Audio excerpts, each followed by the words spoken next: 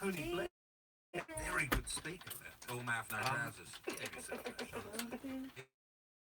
It's time nicking Derbyshire. It's not really the button size, it's the missile size that matters. He has got fairly big buttons on his coat, and he's got a very strange Big man. John When's he Wayne is hasn't no done a longer film for ages, has he, John Wayne? What?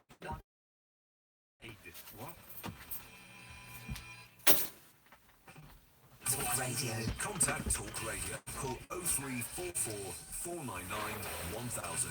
Text Talk and your message to 87222. Text costs 25p plus your standard network rate. Or you can tweet us at Talk Inside love Talking. and say, step inside love. Man, when there's a match on, like a powerful striker with his McCulloch ball. Good evening, welcome. He has the power to get the job done. She has got the power to heal you, never fear. It's the cup final. Ah, she has got the power to heal you. Other garden power tools at good DIY stores nationwide or at McCulloch.com. McCulloch, the power to get the job done. I can't pretend to be a great celebrity. Whatever the size of your business, now you can take card payments square and fair. Get next business day payments What's her name? with no monthly fees and free point of sale software. Learn more at square.com/fair. Authorised by the Financial Conduct Authority for the provision of payment services. Terms and fees at square.com/fair. Let me find you a place. You know your 70s from your 80s, Step from inside. your 90s, from your noughties. But do you know your pension options? PensionWise is a service set up by the government to provide free, impartial guidance about your pension code. If you're over 50, call 0800 138 1888 to book your free telephone or face-to-face appointment. PensionWise. Get to know your options. What's the move here? Now picture this. You're cruising along listening to the radio. Maybe you step for a muffin on the way. It's all wrong for you. Bang! You're in Carhole City. And your blood is boiling. But then you remember you're with Direct Line. So, unlike with other insurers, you won't lose your no-claim discount when you claim it's not your fault. There's only room for one rocky road in your life. It's got tiny marshmallows. Hit a pothole, your no-claim discount is safe. Can your motor insurance do that? With comprehensive cover as standard, excesses apply. Underwritten by UK Insurance Limited. Across the UK, online and on DAB. Talk Radio on the hour news headlines. With the latest, I'm Serena Farrow. Theresa May's seen off a potential defeat over her flagship Brexit bill after offering last-minute reassurances to potential Conservative rebels. The concessions could give MPs a bigger say on the final withdrawal agreement and make a no-deal exit much less likely. The Prime Minister met around 15 politicians before the vote, including former Attorney General Dominic Grieve. I've just voted with the government following the assurances we got from the Prime Minister in the meeting this afternoon that our concerns which led to this amendment being tabled will be addressed. And actually, they're also the concerns that were present in the Lord's amendment. Critics claim the agreement between Donald Trump and Kim Jong-un for North Korea to completely get rid of their nuclear weapons lacks detail. 10,000 views of that, Jeremy Expert and Viker. former Labour MEP Gunn Ford has told Talk Radio that the summit shows progress has been made, but there's still a long way to go. They're going to have to turn today's conversation into an agreement. That will probably take 3 or 4 months at least. That might be convenient if it's just short of the midterm elections in the US. And then you've got the really hard part, which is going to be implementation. The accountant in charge of auditing BHS in the year before its controversial sale for £1 is now going to be hit with a £325,000 fine. It's understood an investigation by a watchdog will also see him banned from the job for 15 Can you years. I don't know what it's Midwives called. are being Can you told to be download more that supportive of translation women who opt not to on your phone? breastfeed their babies.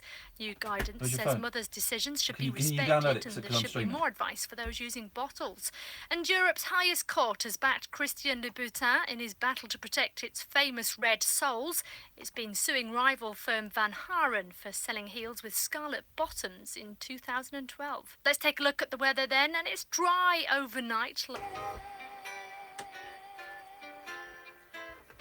That's a song, isn't it? That's a song. That's a song! You know it's a song because there's singing in it and there's music. And generally, give me an example of something where there's singing and music and it's not a song. I don't think you can. Good evening, dear listener. This is the late night alternative on Talk Radio with myself, Iain Lee. We are going to steam through the next 3 hours like nobody's business. Lots to talk about, and you can give us a call 0344 499 1000. I am reminded that yesterday, when I was doing doing this little bit of filming for Loose Women, I was giving away a camper van with Colleen Nolan. I got to meet a gentleman whose name escapes me. He used to present, maybe he still does, I don't know. Blue Peter. Him and a young lady called Lindsay, and he had big, very big hair. That much I remember. Was his name Reggie? I want to say Reggie and Lindsay, but I don't know. Anyway, very, very polite and very, very nice gentleman. And he was talking, he came up and said hello to me. He said, I just want to say hello, Iain. Really like your radio show. I was like, okay, nice, thank you. And I really liked you on The Right Stuff. Thinking, okay. Now, I've done 2 appearances on The Right Stuff in the past 5 years. Both were this year. One ended in disgrace for Matthew Wright, and I left during the first interval. And the second one, not really much happened at all. But this young gentleman from Blue Peter said, I really enjoy you on The Right Stuff, implying he's seen me several times on The Right Stuff. He said, my favourite one was when someone was arguing and you just went, no. Bit like Michael Caine, that. No. It's not bad, Michael Caine. My favourite one was when someone was saying something, you just went, no. And I thought that takes a lot of confidence, and you really kind of knew where you were politically. Me knowing where I was politically? And he said, yeah, I listen to your radio show from time to time, and I think it's quite good. I'm thinking, right, okay, you think I'm Iain Dale, don't you? You think I'm Iain Dale, because Iain Dale, I think, is on The Right Stuff quite a lot. And I can imagine, I like Iain Dale a lot. I've only met him once, really nice bloke.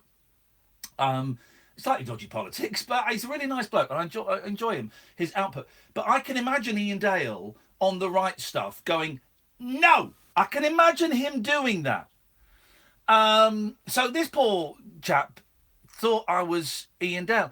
And here's the thing, even at the age of 45, I couldn't say to him, do you think I'm Iain Dale? I couldn't say it. Or, what radio station do you listen to hear my show? I couldn't say it because I was embarrassed. Isn't that weird? I was embarrassed. It was him that had made the mistake, right? And I didn't particularly want to embarrass him, but it was me that was embarrassed. So instead of saying, have you got me confused with Iain Dale, a man who has an oil painting of Margaret Thatcher above his dining table? That's a true story. Instead of saying that, I just went, oh, thanks. Thanks, man. Isn't that weird?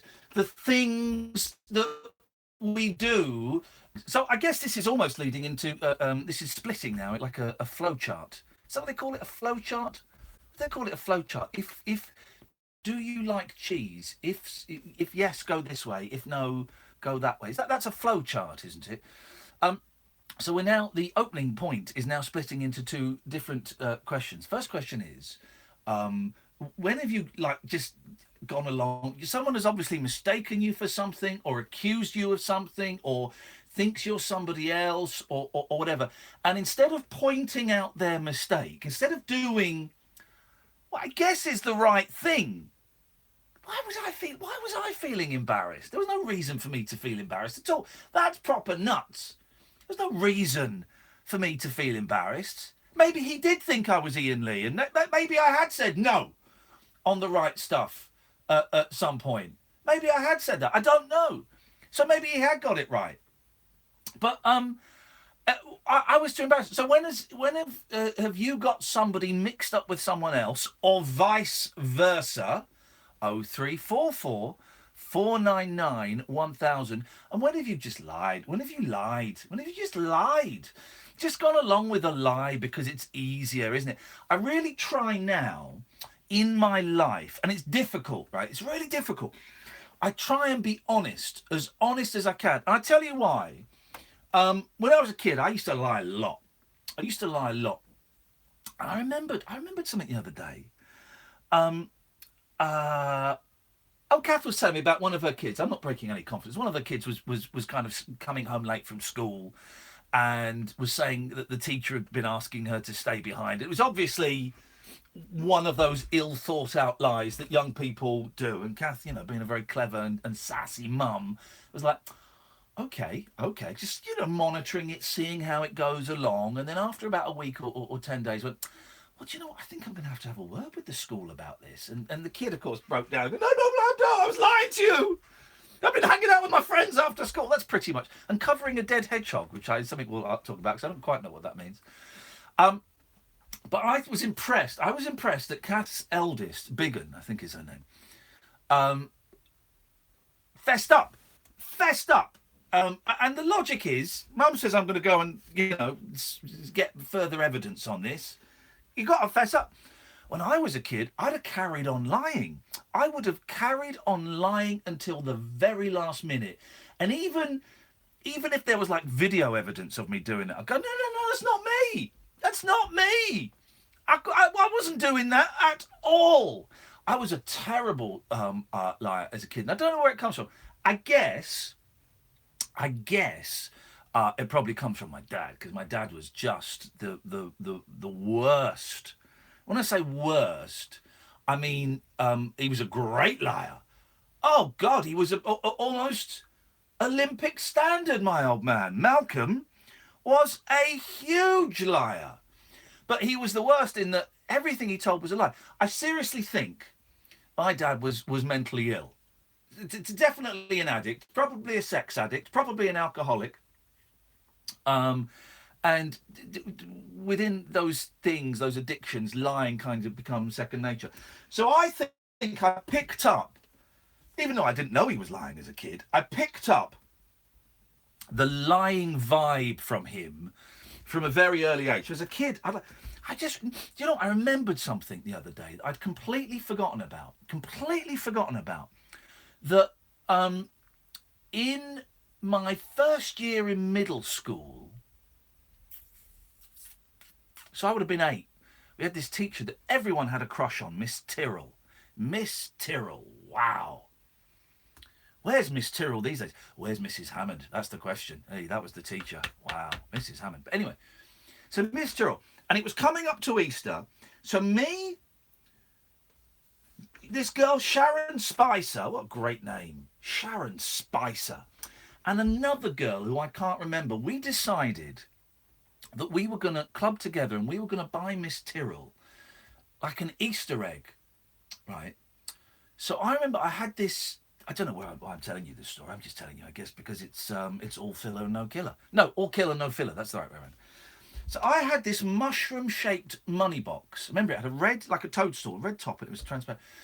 And each day I would take it in, and me and Sharon and this other girl, we would kind of put money into this thing.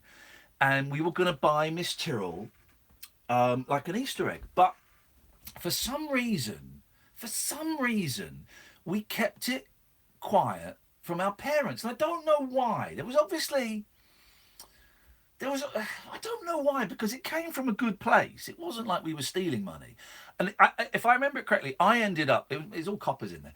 I ended up putting most of the money in there. And one day, my mum said, I'll go and get your school bag. I was like, no, don't, because this thing was in there. She says, I'll go and get it. I was like, no, don't get it. And she got it. She said, your bag's really heavy here. And what's in here? Nothing. Can I have a look in there? No, there's nothing in there. I'm going to look in there. All right. And she pulled out this money box with all this money in. What's this? I don't know. I don't know why I'm doing a voice breaking. I was 8. So I was up there. There's no teenage warblings going on. I said, I don't know. What's this? I don't know. What's this money? Don't know. How did it get there? Someone must have put it in my bag at school. Just the worst. And it ended up, she went to the school and found out what it was and blah, blah, blah, blah, blah, blah. But the point I'm trying to say is I was just lying as a kid. And when I got older and started taking loads of drugs and booze, or even when I started taking a little bit of drugs and booze, just lying became my default setting. Just it was easier. It wasn't even easier to lie. You know, when I was using a lot of cocaine, just lying all the time, just lying, and the lies got more fantastical. So those people closest to me. Here's a lie. I'm going to tell you a really bad lie I told. Right. This is an awful lie. Okay. Right. About 14, 15 years ago, before I'd met them, and I've met them a few times since, I had a lunch meeting booked in with Vic and Bob. A lunch meeting booked in with Vic and Bob. And the night before the lunch meeting with Vic and Bob, I had a huge drug binge. Huge. Surprise.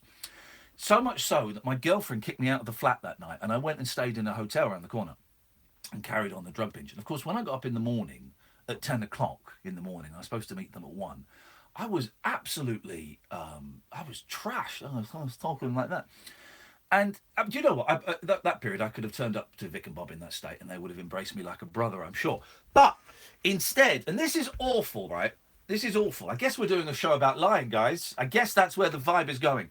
This is awful. Right? I phoned up my then agent. This was about 9 in the morning. And I was supposed to meet them at 1. There's no way I could get and meet them. So I phoned up my agent, Melanie, and I said, Mel, I can't go and see Vic and Bob today. She said, why not? I said, my best friend has been in a really bad car crash. This is true. My best friend has been in a really bad car crash. And I don't know if he's going to pull through. So I kind of need to be there. That's what I said. And she went, oh, no, that's terrible. All right, well, best of luck. Where did that come from, man? I couldn't phone up and say, do you know what? I've taken way too many drugs and I'm in a bad way. I can't go and see them today. By the way, is there any chance you could give me a number of someone I could call?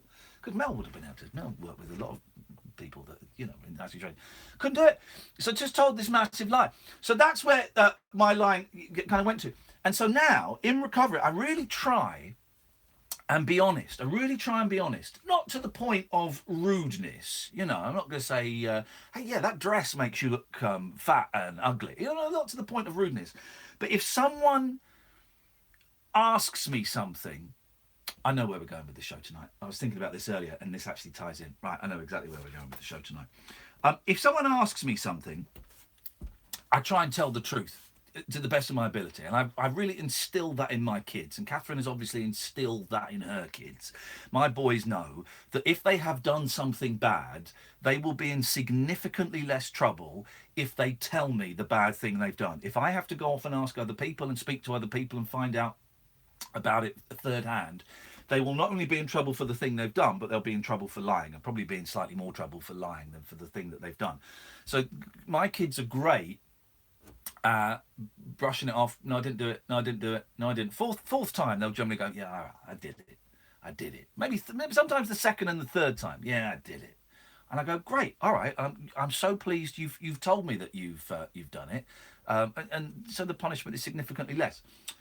So anyway, me pretending to be Ian Dale just to appease this guy, I came away feeling bad. I came away feeling that I had lied. So here's where we're going with the show tonight, and this may be a show that we live to regret, Catherine. Not as much as the Ofcom one, but we live to regret. So there's 3 things. First of all, have you ever mistaken somebody? These are the first 2 of the usual kind of phone-in things. Have you ever mistaken someone for someone else, or someone mistaken you for someone else? 0344 499 1000. Your lying stories, big, small, some as big as your head, anything goes. 0344 499 1000. And here's what we're going to do. That is going to be, that may not work, but it's going to be uncomfortable. I'm going to be completely honest tonight. I am going to be completely honest tonight. You can say anything. You can ask anything. If anything is too personal, I reserve the right. I'm not going to give you my phone number. I did that once. I gave my phone number out on it. Not on it, but I gave it to him. Anyway, I'm not giving you my phone number. And if anything is too personal, then I will honestly say, thank you for that, but I'm not comfortable answering that. I'm not going to say anything that could upset people significantly. I don't want anyone topping themselves because of something I say, but you have my word, dear listener, that tonight I'm going to be honest. I mean, I'm pretty honest anyway, but what I'm saying is you can ask me kind of anything you want. Or you can open a discussion about kind of anything you want, and you will get my completely 100% honest answer. Does that sound like a deal? Does that sound like something we could do tonight? I think we could possibly make this work. 0344 499 1000. 0344 499 1000. This is the late night alternative with me, Iain Lee, on Talk Radio. Talk Radio. Talk and entertainment across the nation. Talk Radio. Give it some lip. Brighten up your mornings and take a brilliant break with Mike Graham on Talk Radio with the Sun Holiday Shop. Great value breaks all year round. Listen to Talk Radio every weekday morning from 10 for 3 hours packed full of fabulous features, great value guests and quick-fire calls on all of the day's top talking points. Don't miss Mike Graham every weekday morning from 10 on Talk Radio with the Sun Holiday Shop. Great value breaks all year round. Go to thesun.co.uk/holiday shop. When the McCulloch man mows his lawn with his McCulloch lawnmower, he powers through even the toughest grass with one goal in mind, to finish the job before the match starts. And with his McCulloch lawnmower, he's got the power to get the job done. That's why his mates envy his lawn, as well as his team.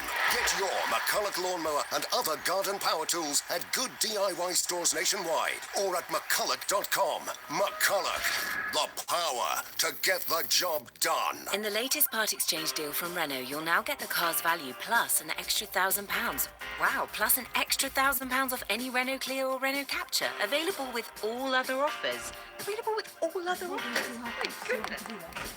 Well, you can answer them. And value your car at Renault.co.uk/trade-in. Trading car must be registered to customer for minimum 90 days before new purchase. Order by 2nd July and register by 30th September 2018. Retail customers and participating dealers only. T's and C's apply. Forget history. Another email. Forget the years of hurt. Forget the red cards. Forget the missed handballs. Forget the brilliance. Forget being an underdog. Forget every game that has gone before. Because all that matters is now. Harry Kane, England's main goal-getter, is getting his eye in for the summer. The 2018 FIFA World Cup starts Thursday on ITV. Unmissable late-night radio with the original king of unconventional conversation. Make contact with Iain Lee. The late-night alternative with Iain Lee on Talk Radio.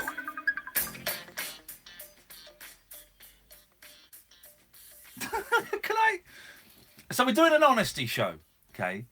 I've been getting some strange messages from people recently, and I don't really want to. I'm not going to name any names. Can I read you a message that I've just had on Facebook? Can I read? It's quite long, and people wonder why I retreat from Twitter and things. This is from this is from someone who claims to be a primary teacher from Scotland. You are a top-notch winker. Top-notch winker. Iain, aren't you? I've tweeted you several times over the past 6 weeks. This isn't who we've been talking about, Catherine. This is someone else. You haven't replied to one.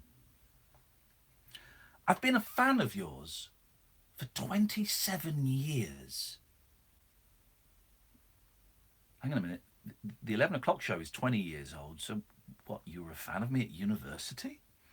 And I've followed you on the road and everything. But this time it's went too far.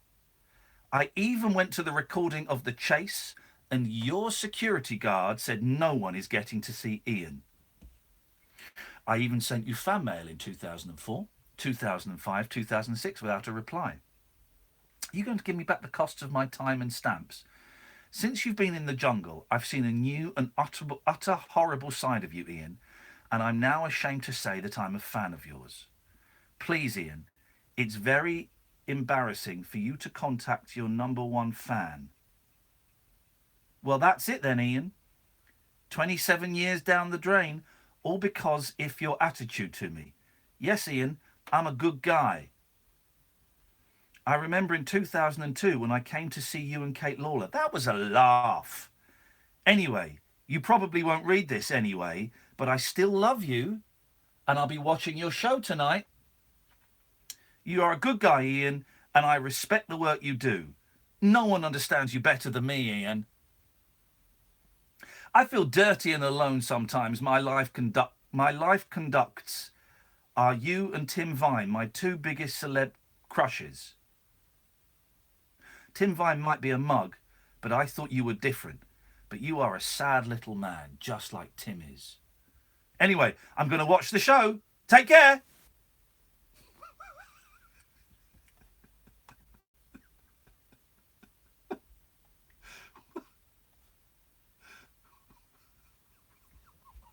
Jesus. Oh, God. Oh, God. And people wonder why I am... why I'm backing away from Twitter. Oh, God. Okay. Well, I don't know. I don't want to be too honest about that guy because he's obviously a fruitcake, and I don't want to, I don't want to bully anyone. But that is nuts, isn't it? 0344 499 1000 is the telephone number. So tonight we are having a look. Oh, and I've got Sally's done a one of those GIFs where it's it looks like Wolverine saying, "Pay attention to me." I've got a few of those going on. Here's the thing, right? If I don't reply to you on Twitter, if I don't like your tweets, you might be muted, or I might just not be replying to you because I don't want to. That's fine. That's totally my choice if that's what I want to do. If I don't reply to your emails, that's fine. That is because I hardly reply to anyone. Certainly not on Twitter. Hardly reply to anyone. If I don't reply to your emails, that's fine. I get so many emails that I can't reply to everyone. Particularly, I find if people are emailing me about their mental health, I find it so draining. I read them all. I read every single one. I read every single Facebook message I am sent. I try and read as many of the Facebook comments on my page as I can. But I can't reply to them. I haven't got the time, the skill, the wherewithal. I can't reply, particularly to people who are suicidal. I can't reply to those people. I don't know what to say. I don't want to say the wrong thing. So I can't do that. And also it's my choice not to do that. If you email me and I ask you not to email me again, I'd kind of like you to respect that. Because the fact that I've asked you to stop emailing me and you continue, that then kind of becomes harassment, So if I do say, could you stop emailing? I'd really like it if you stopped, otherwise I've got to start another file of emails that I then have to possibly send on to the police. It's a weird old world that we're living in. It's a weird world where, all right, here's the thing. Me and Kath do this show. I do this show. Kath does this show with me sometimes. Kath will be doing this show on her own next week. Wow, you're in for a treat. And we give, let me talk about me. She can talk for herself later. I give more of myself in terms of my approachability online, my online presence, and my approachability on this show. This show is basically a 3-hour improvised comic tragedy every night. There's 15 hours of improvised material. We don't really plan much, if any, of the show. I didn't know we were going to talk about lying today. They just kind of came out. It is a 3-hour, 15 hours a week of improvised comedy and tragedy and, it's hit and miss. But I certainly believe I give more of myself on air than any other presenter. Any other presenter. If you can name a radio presenter who reveals more of themselves, I'd love to know, because I'd love to listen. Okay. And I think part of the problem is that sometimes people think, because I talk about my marriage breaking down and I talk about my mental health, games I'm playing, and I talk about me buying it to see the fact that this is a performance, this is a heightened version of me. What I'm trying to say in a roundabout way is we ain't friends. We ain't friends. There are a couple of you that I've actually become friends with. I would say I'm friends with Dan, and I'd say I'm friends with Dredge. There's a strong chance I might become friends with Billy Hayes at some point. But those are the exceptional cases. We ain't friends. And that is, I think that is perhaps hard for some of you to accept. Anyway, I don't know what I'm trying to say with that. Tonight's show is about lying, honesty, dishonesty, getting people mixed up with other people. I'm going to be completely honest. 0344 499 1000. Gerard, Dean, Angela, stay there. Come to you after this. Afternoons with Jamie East on Talk Radio. Embark on an afternoon odyssey into a virtual adult playground. Broadcast at the intersection of the near future and the reimagined past. Eastworld with Jamie East. Tomorrow afternoon from 1 on Talk Radio. A world of adventure. Mad props to the West Wittering posse. A world of fantasy. Is there anybody out there? Is there anything out there? A world of age-inappropriate footwear. How much flack have I had this week for the clothes I wear? Eastworld with Jamie East. Tomorrow afternoon from 1 on Talk Radio. I'm just going to turn up in a nappy next week. Listen without consequence. The Late Night Alternative with Iain Lee on Talk Radio. The gentleman who sent me that Facebook message is listening, by the way. Very, very funny, Iain Lee. I listened to your comment on the radio. Why are you so weird? I've given him the phone number. Ian, you know I'm your number one fan, mate. All right, Malcolm, give us a call. Give us a call and we'll discuss it on air. This isn't a I read out your Facebook messages show. So give us a call or I'll block you. As simple as that. Gerard! Ian, Gerard. how's it going, buddy? Good show. Thank you, mate. Excellent, buddy. A couple of topics. Firstly, the mistaken identity. Yes. We'll talk about the lies. Yes, go on. Strangely enough, that happened to me today. I was in one of the stores in these B&M shops, home bargain type shops, Yes. right? And I was at the till and I was getting cans of juice and sweets or some balance, Yeah. And there was a girl standing next to me in the queue and I went, "You're the girl that cut my hair in Kirkintilloch about a year ago." And she went, "No, I'm no."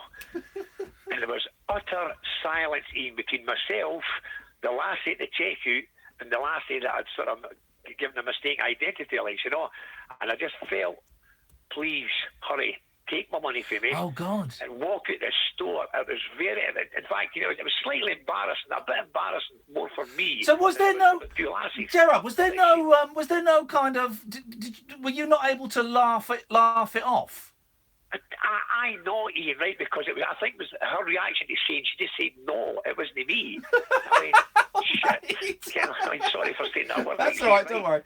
And I went like that, I said to myself, I went, "Hurry up, please take that Oh, money God, away, yeah, buddy, you and just I wanted to get get back out of into there. my car." It was murder, Ian, but then didn't get me wrong. It was 5-10 minutes later when I was driving away to the workplace, I sort of laughed it off, But it was just her reaction, Ian. It was plain. No, you got it wrong. Here's the thing: I've got facial dyslexia, Gerard, so I don't remember faces at all. But occasionally I'll see someone, I think, I know them, but I can't do that approaching. I'll let them approach me, but I can't do that approaching because I know I'd be like you. I'd get it completely wrong. Well, I'd done the approaching, Ian, it was just a quick reaction. I looked at my wallet. I looked at what the lady said at the till, and that'll be £4.55 or something like that. Brilliant. Gave her the fiver, and then I looked at that lassie, So, but honest to God, Ian, it wasn't embarrassing as such, but it was a bit of fun. Put it that way, Cam. Brilliant.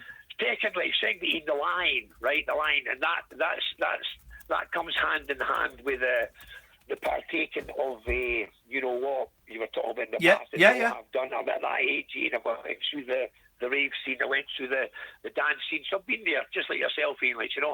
And I think, Ian, it's denial. I think that's what brings the lies on, Ian. The denial. I think. Yeah.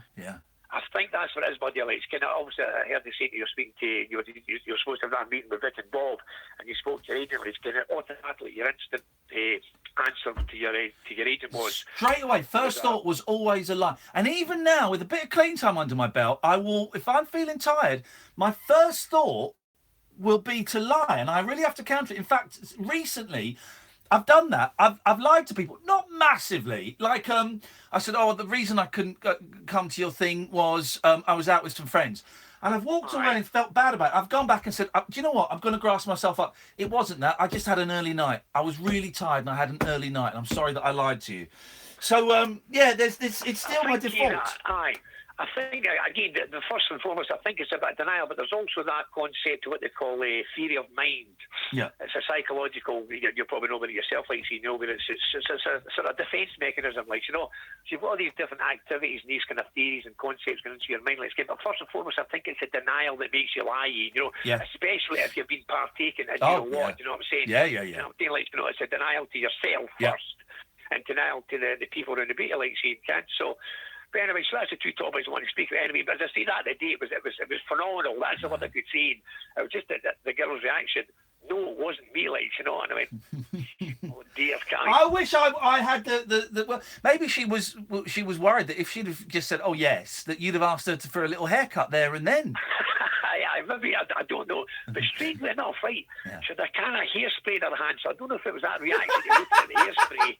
Right, and she, honest age, she looked to double to the girl that cut my hair. As I say, I stayed in Stirling, but I was working through in Glasgow. Yeah. And Kirkintillis was the nearest place on the way back home to Stirling Lights. And I was eating my haircut at the time, like, you know. So I stopped at this salon. Yeah. And I was honest. The day when I seen this girl again, I was adamant that that was the last thing come here, but obviously it wasn't, like, you know. Gerard, but anyway. Yeah. Thank you, mate. Good. Thank you, brother. I appreciate that. 0344 499 1000. Let's go to Dean. Evening, Dean. Hello, Ian. How are you? I'm all right, thank you, Dean. I'm all right, thank you. Excellent.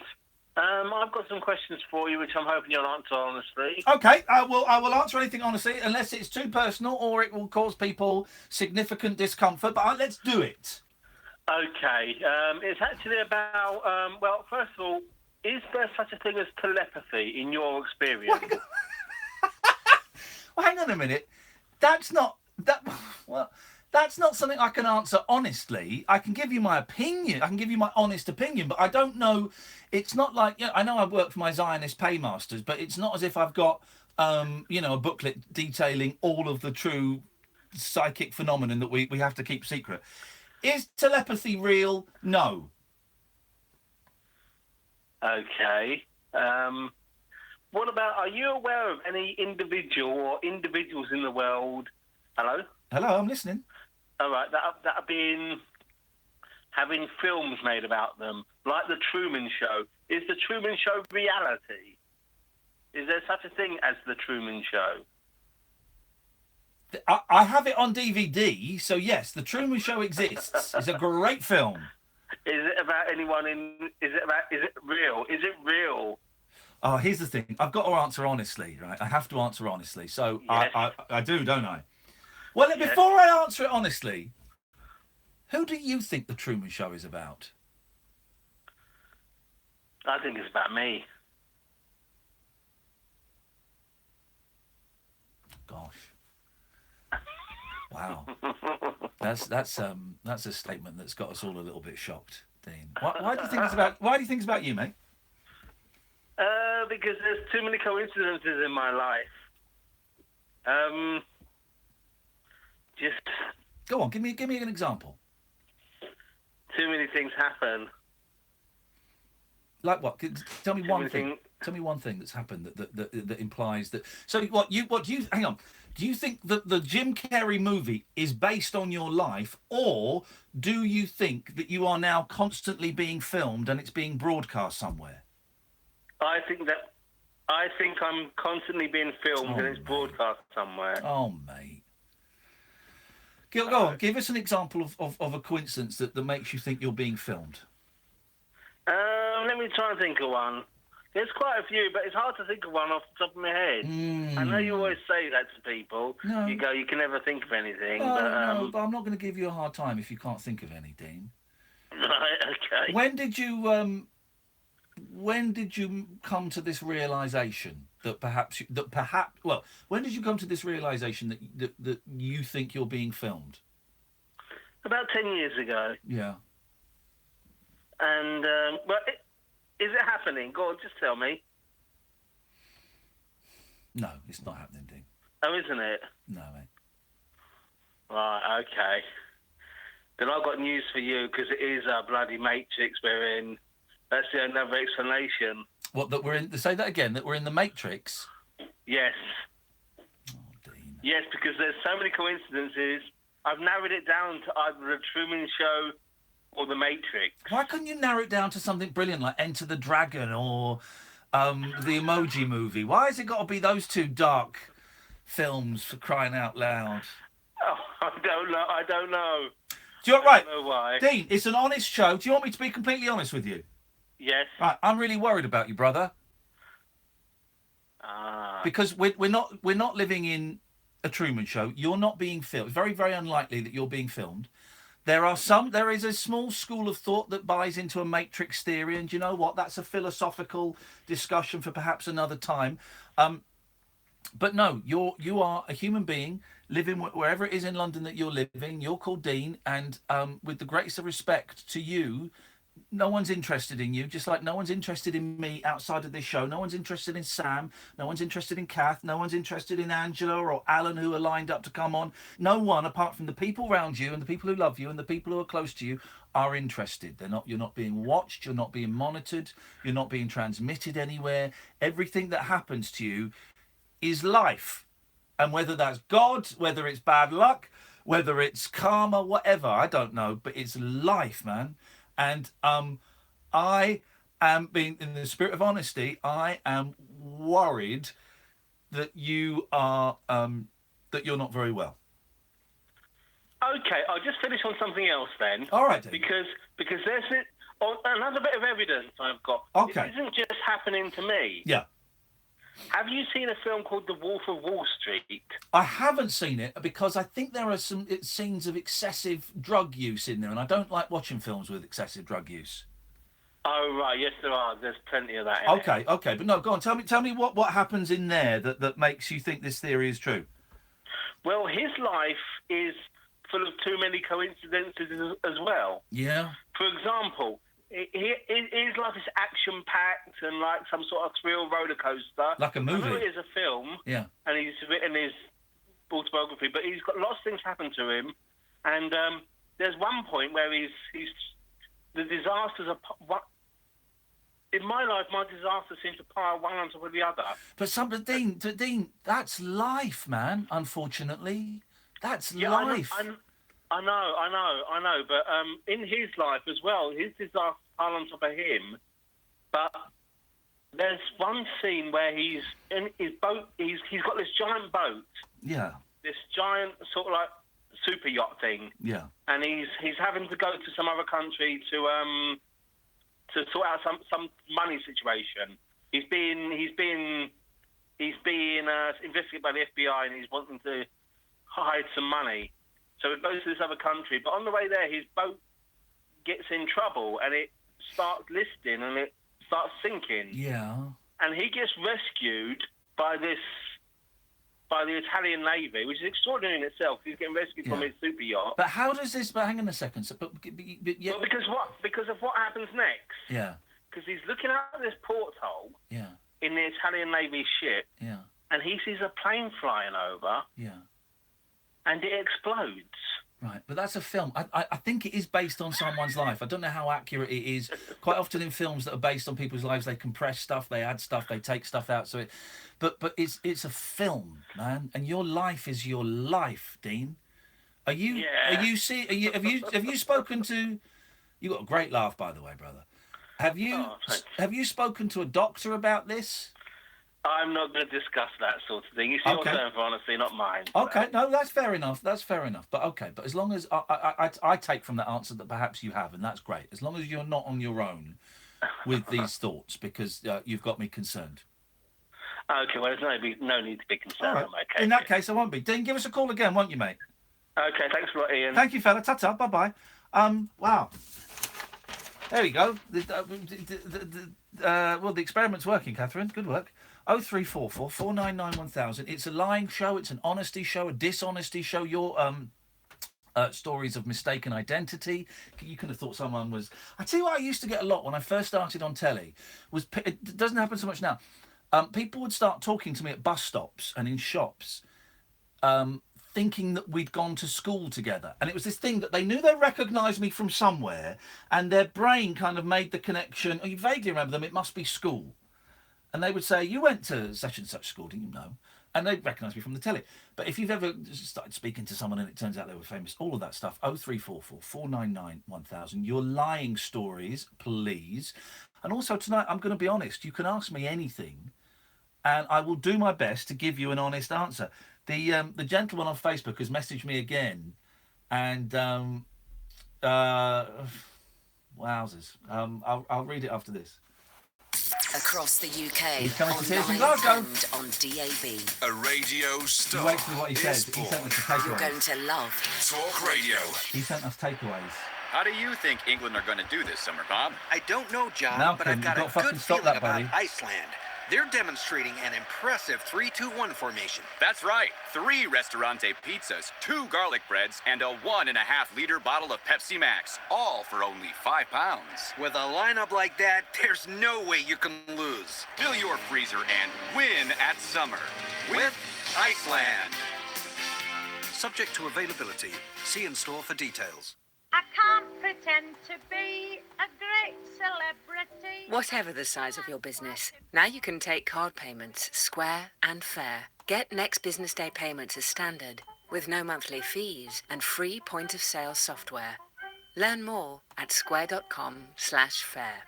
Authorised by the Financial Conduct Authority for the provision of payment services. Terms and fees at square.com/fair. That works the thingamabob. Hello, sir. So you're interested in our Vivaro van with up to 4 years warranty? Exactly. Plus up to 4 years servicing? Right again. And 4 years? 0% APR finance with Vauxhall Help to Buy. Really? Search Vauxhall Vivaro. Vauxhall. British brand since 1903. Conditional sale. 4 years 0% APR. Minimum 18% deposit plus VAT at 20% on total price. Financed by Vauxhall Finance subject to status. 18 plus. Business users only. T's and C's, mileage limitations and exclusions apply. Winston Wolfe, Direct Line. You're Harry the plumber. Yeah? A successful small businessman like yourself needs protection. Meet Lars and Vlad. They're big. Hello. Big shot lawyers, that is. See, they create and check legal documents that you can download. So you're covered. And this legal document service comes with your Direct Line insurance. Wow. Yeah. Direct Line's public liability insurance includes a legal document service. Can your insurance do that? Search Direct Line Public Liability Insurance. New and existing customers underwritten by UK Insurance Limited. The voice of reason is on Talk Radio. Hello, I'm James Whale. Get in the ring with the legendary James Whale. When I say hang on, will you shut up? The radio presenter who isn't afraid to tell you what to think. Quite frankly, this is the most ridiculously stupid idea I've ever heard. Hard-boiled conversation from the man with the pinball smile and the cue ball head. This man needs to be called to account. So where is he? Can we get his home number and ring him? All hail the whale. I'm being over rude, I know. The James Whale Show. Tomorrow night from 7 on Talk Radio. Moonlit musings for mums, madams, and meat packers. Oh, never mind, I must have misheard. The Late Night Alternative with Iain Lee. The station's brilliant. On Talk Radio. So this guy's been messaging me on Facebook, and I've said, call in or I'm going to block you, mate. Please, mate, don't block me. I really like you, Ian. It's a guy. I'm sorry. It was me that sent you those takeaways and made those fake Twitter accounts.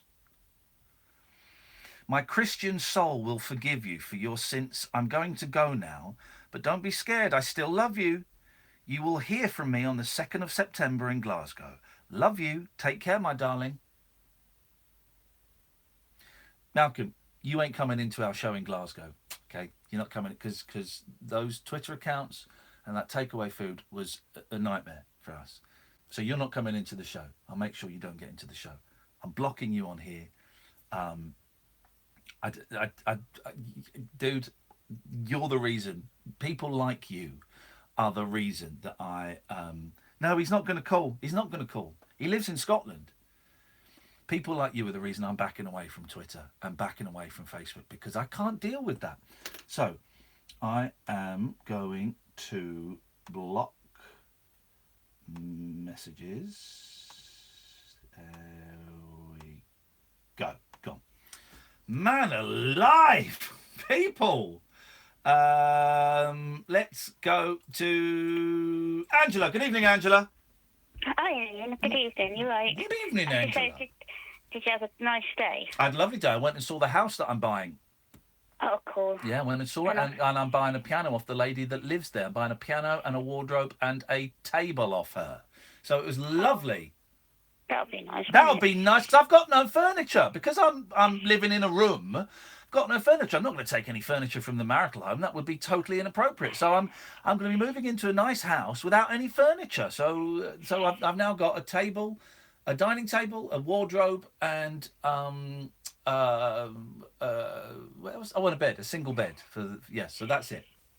Aren't you going to get a double just for yourself? Oh, listen to you!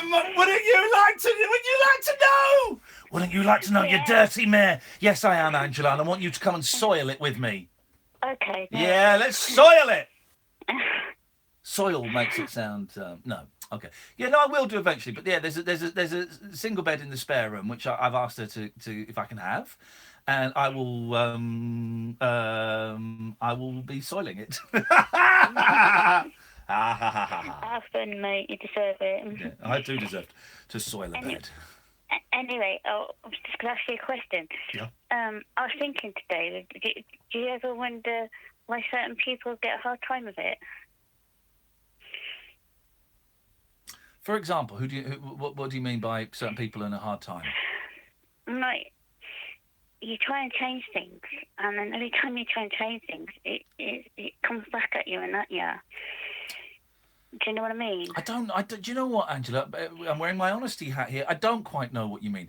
Are you talking about yourself having a hard time? Yeah, I think I've had a hard time since I was 8 years old. Gosh, that's life. Are you? You're not going back to what Dean was saying. You don't think you're in like the Truman Show or something, do you? No, nothing like that. I think it's because when my mum passed away at a very early age. Yeah. It affected me quite deeply. Yes, it would do. Yeah. My other nan, she adored me, but she had a few health issues. Yeah. And my granddad died of cancer when I was 13, and then life didn't go my way. No, but you're asking this as though it sounds to me like you're thinking there's some sort of cosmic conspiracy against you. I feel like that sometimes, yeah. Do you honestly feel like that? That what, like God or the gods or the universe is deliberately trying to make your life miserable? Yeah, because I try to change it, and I try to change everything and stop certain cycles, and then they come back to kind of haunt you. And I think, I go, why me? And I feel like as if someone's like on my case, if you know what I mean. Well, I'm sorry you feel like that. That sounds lousy. I think so much of life is down to luck. So much of it is luck, and I guess some people get more bad luck than others. Perhaps I wouldn't think it was necessarily, Zeus or the Mother Earth, Mother Nature or whatever, going right. Let's see what we can do to make Angela's life as crappy as possible. I think it's just bad luck, and possibly you are conditioned in a way that I might be conditioned in as well, where we see more negative than we do positive. Yeah. Because there must have been positive things that have happened to you. Oh yeah, I've travelled Europe on my own, and I did I liked Switzerland. I travelled Germany 4 times on my own, and I've been on a cruise on my own. I missed it. I did like Europe I liked Europe because I felt more comfortable in Europe because they don't look at you a weirdo like they do here. Yeah, well, I don't mind people looking at me. Switzerland's good for your health as well. Is it? All the fresh alpine air. Yeah, and very good. Okay, all right, Angela. Yeah. Well, I'm sorry you feel like that, and I hope things pick up for you. And I'll come and see you in your big house anyway. Yeah, all right, we're going to soil them sheets, baby. Angie, baby. I don't think people are quite understanding what I mean when I say you can ask me anything, I'll be honest about it. I mean, you're kind of asking me sort of vague questions that I don't, vague. Well, no, vague. You're asking me very specific spiritual questions that I don't have a definitive answer to. I'm happy to do this because boy, oh boy, haven't we just had a couple of fascinating calls? But I was kind of thinking more, you phoning up and asking what I thought about certain callers or what I thought about people I'd worked with or stuff like that. That's sort of what I meant by honesty. But asking me a slightly esoteric, spiritual, vague question like, do you think some people,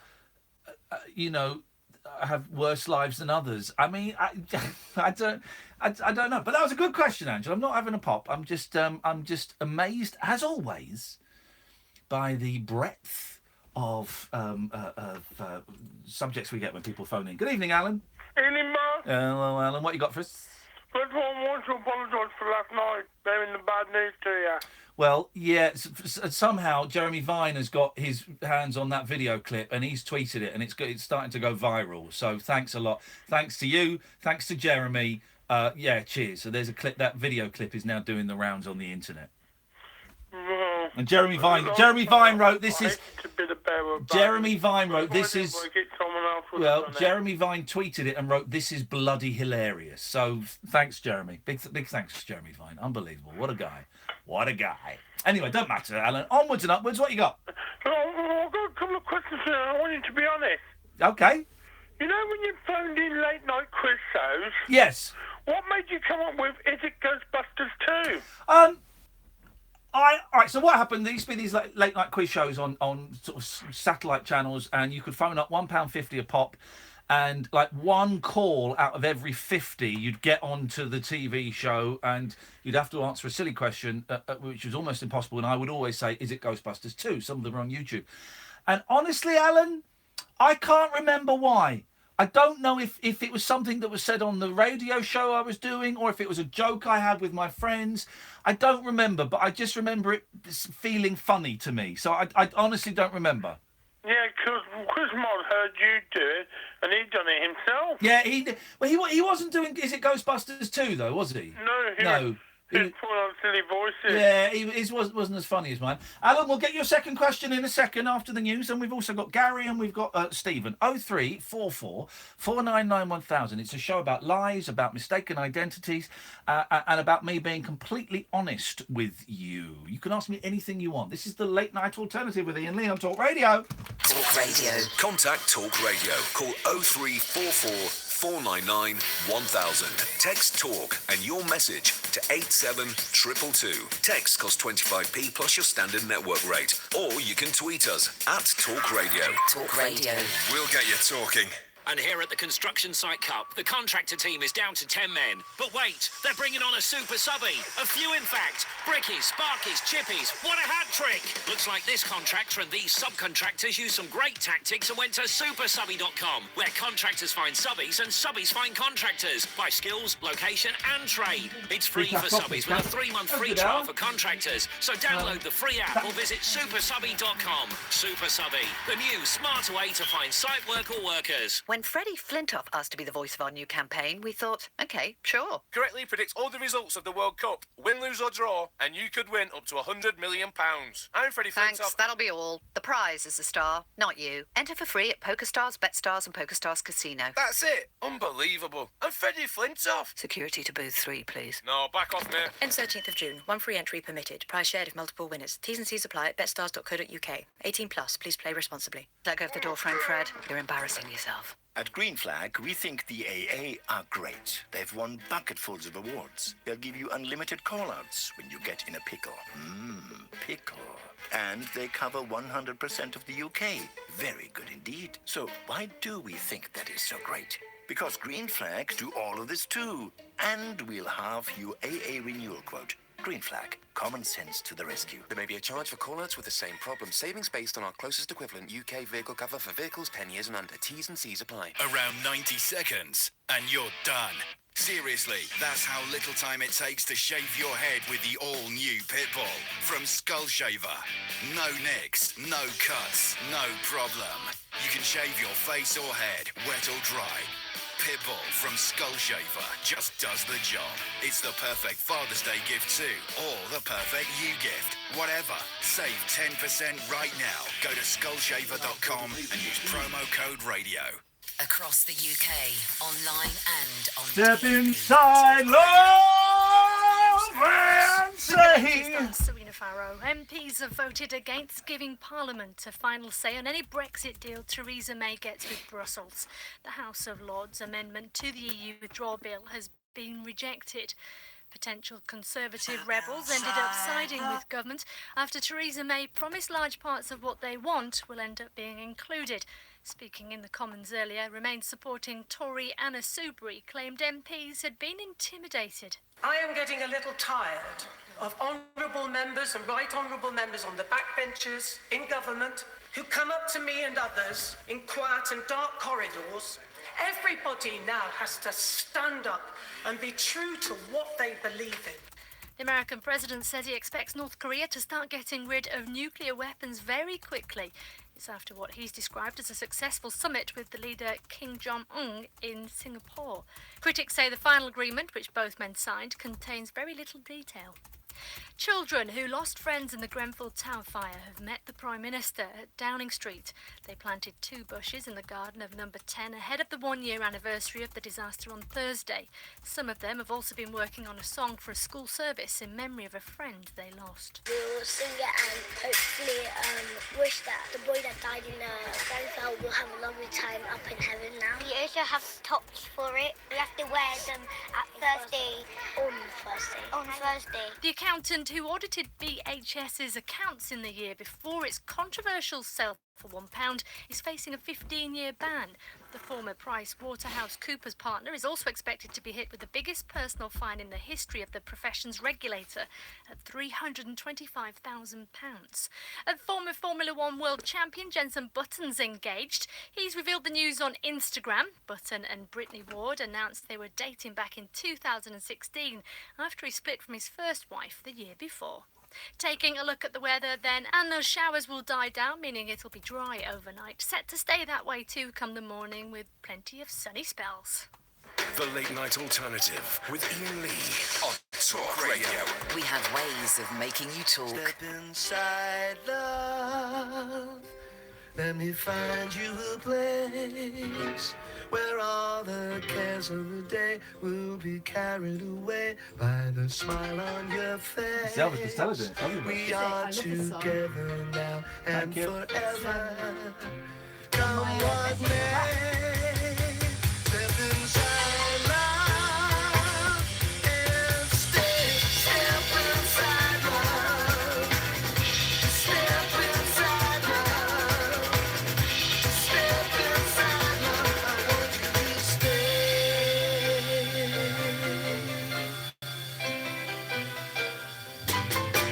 You look tired, love. Let me turn down the light. Coming out of the cold, rest your head on my shoulder and love me tonight. I'll always be here if you should need me. Night and day, step inside love and step inside love. Step inside love. Step inside love. I want you to stay.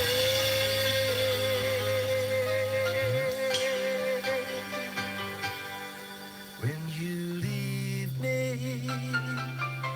say you'll see me again. For I know in my heart we will not be apart, and I'll miss you till then. We'll be together now and forever. Come what may, step inside love and step inside love.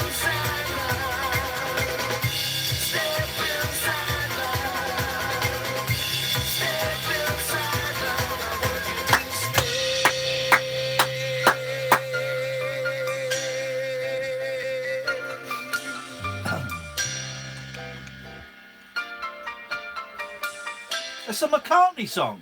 Yeah, Paul McCartney wrote that. It's some tune, man.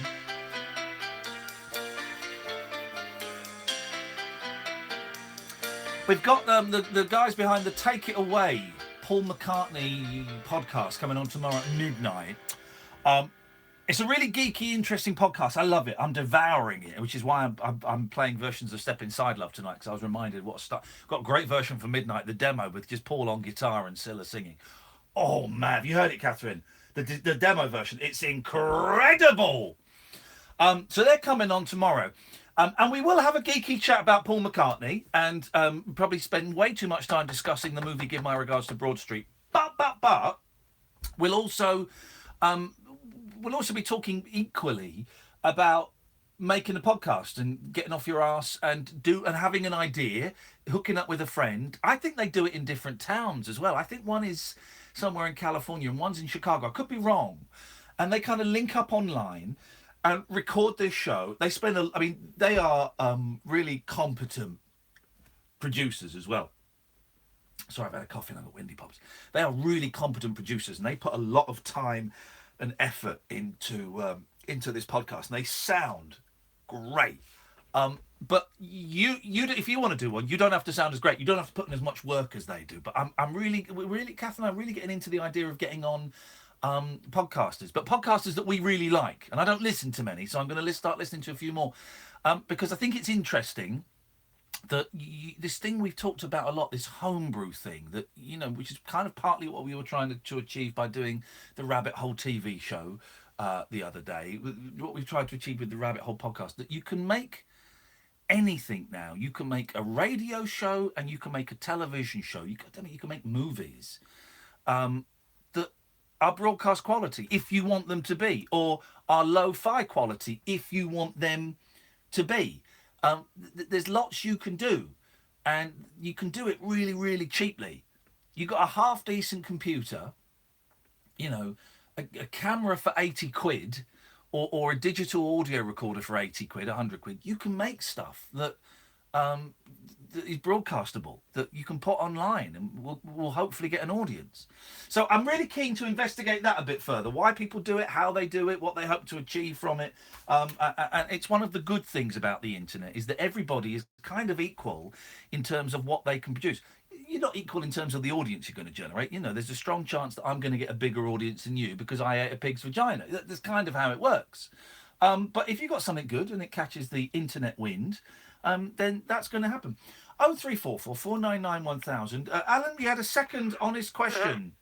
Before you started work at Talk Radio, what was your favourite radio station to work at? LBC. LBC. LBC, without a shadow of a doubt. But this, we're being completely honest. If you just tuned in, I'm being honest tonight and answering all of your questions honestly. This is genuinely my favourite radio station and the best job, because I've got a great team with Sam and with Catherine, and I've got the freedom like I only ever had at LBC. The LBC was exciting because I was a lot closer involved with the other presenters. So I was working very closely with Clive Bull, who I've been a huge fan of for years, and I didn't know what the rules were. Alan, I didn't know what the rules were. So each day, me and my producer, Agent Chris, would go in and go, well, what can we do to wind them up today? And we didn't know what the rules were. And sometimes we got it wrong. Quite often we got it wrong. But we would just go in and make stuff up. And it was a thrill. It was a gas, man. My favourite job. Leaving there broke my heart, man. And you pioneered your call straight to air as well? No, I didn't pioneer it. We nicked it from Clive Bull had done it before with Bob's Tea Break, and Tommy Boyd had done it with the Human Zoo, and people I think Robbie Vincent had done it at some point. It was all these ideas. No, there's no such thing as an original idea. And then you ventured into music with Absolute and Virgin. Yes, there we go. This is and that's where we met. Because that's where I met you for the first time. Was that Absolute? When it was Virgin Radio. Was it? I don't remember. I remember the old number. 03301231215. Well, there you go, Alan. That's an old... here we go. The old phone numbers you can remember. What's the phone number for Swap Shop? Hang on. 0181... Something 1066, wasn't it? What was the phone number for Swap Shop? 01 871 8055. That was the number for Swap Shop. 01871 8055. I've got to Google that to make sure I've got that right. Hang on. 01871 8055. Have I got that right? Swap shop. No, it was wrong. 01811 8055. I was just a little bit out. Catherine's got the going live number 0181 811 8181. I remember the phone number to my the first house I lived in. Let me see if I can remember it.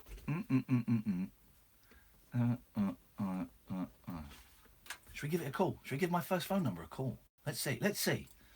753. The number still won't exist, will it? Let's see. No, it doesn't work. Okay, well, there you go. That's in many ways, that's a great relief. Let us go to John. Good evening, John. Hi, Ian, you okay? Catherine's remembered 0898 50 50 50. 0898 50 50 50. I'm good, John. How are you? I'm good. I wanted to come on tonight because, it's the honesty thing, and I want to apologise for being one of those muppets that emails you emails that you really could do without. And yeah, because it's an honesty show tonight. I wanted to apologise for being one of those this is awkward morons, but also to kind of maybe understand from your point of view, because with me, I thought I was probably the only one that behaved in the way that I was behaving, in terms of thinking that you were actually quite approachable, away from the show and stuff. But it turns out that you have quite a few people with the same kind of aspirations to be able to contact you all the time. So would that be a fair comment, or? Okay, this is making... Okay, it's the honesty show. This is making me feel very, very uncomfortable because you... No, it's fine, man. Honestly, I totally get it. You don't. Go on. Right. Being honest, I'm saying this is making me feel very, very uncomfortable because you have been emailing me, and I thought you took it too far a couple of days ago, so I've asked you to stop emailing me. And of course, you didn't stop emailing me. I'm also aware that you're not particularly well, so I don't want to do anything that's going to, I don't want to do anything that's going to upset you.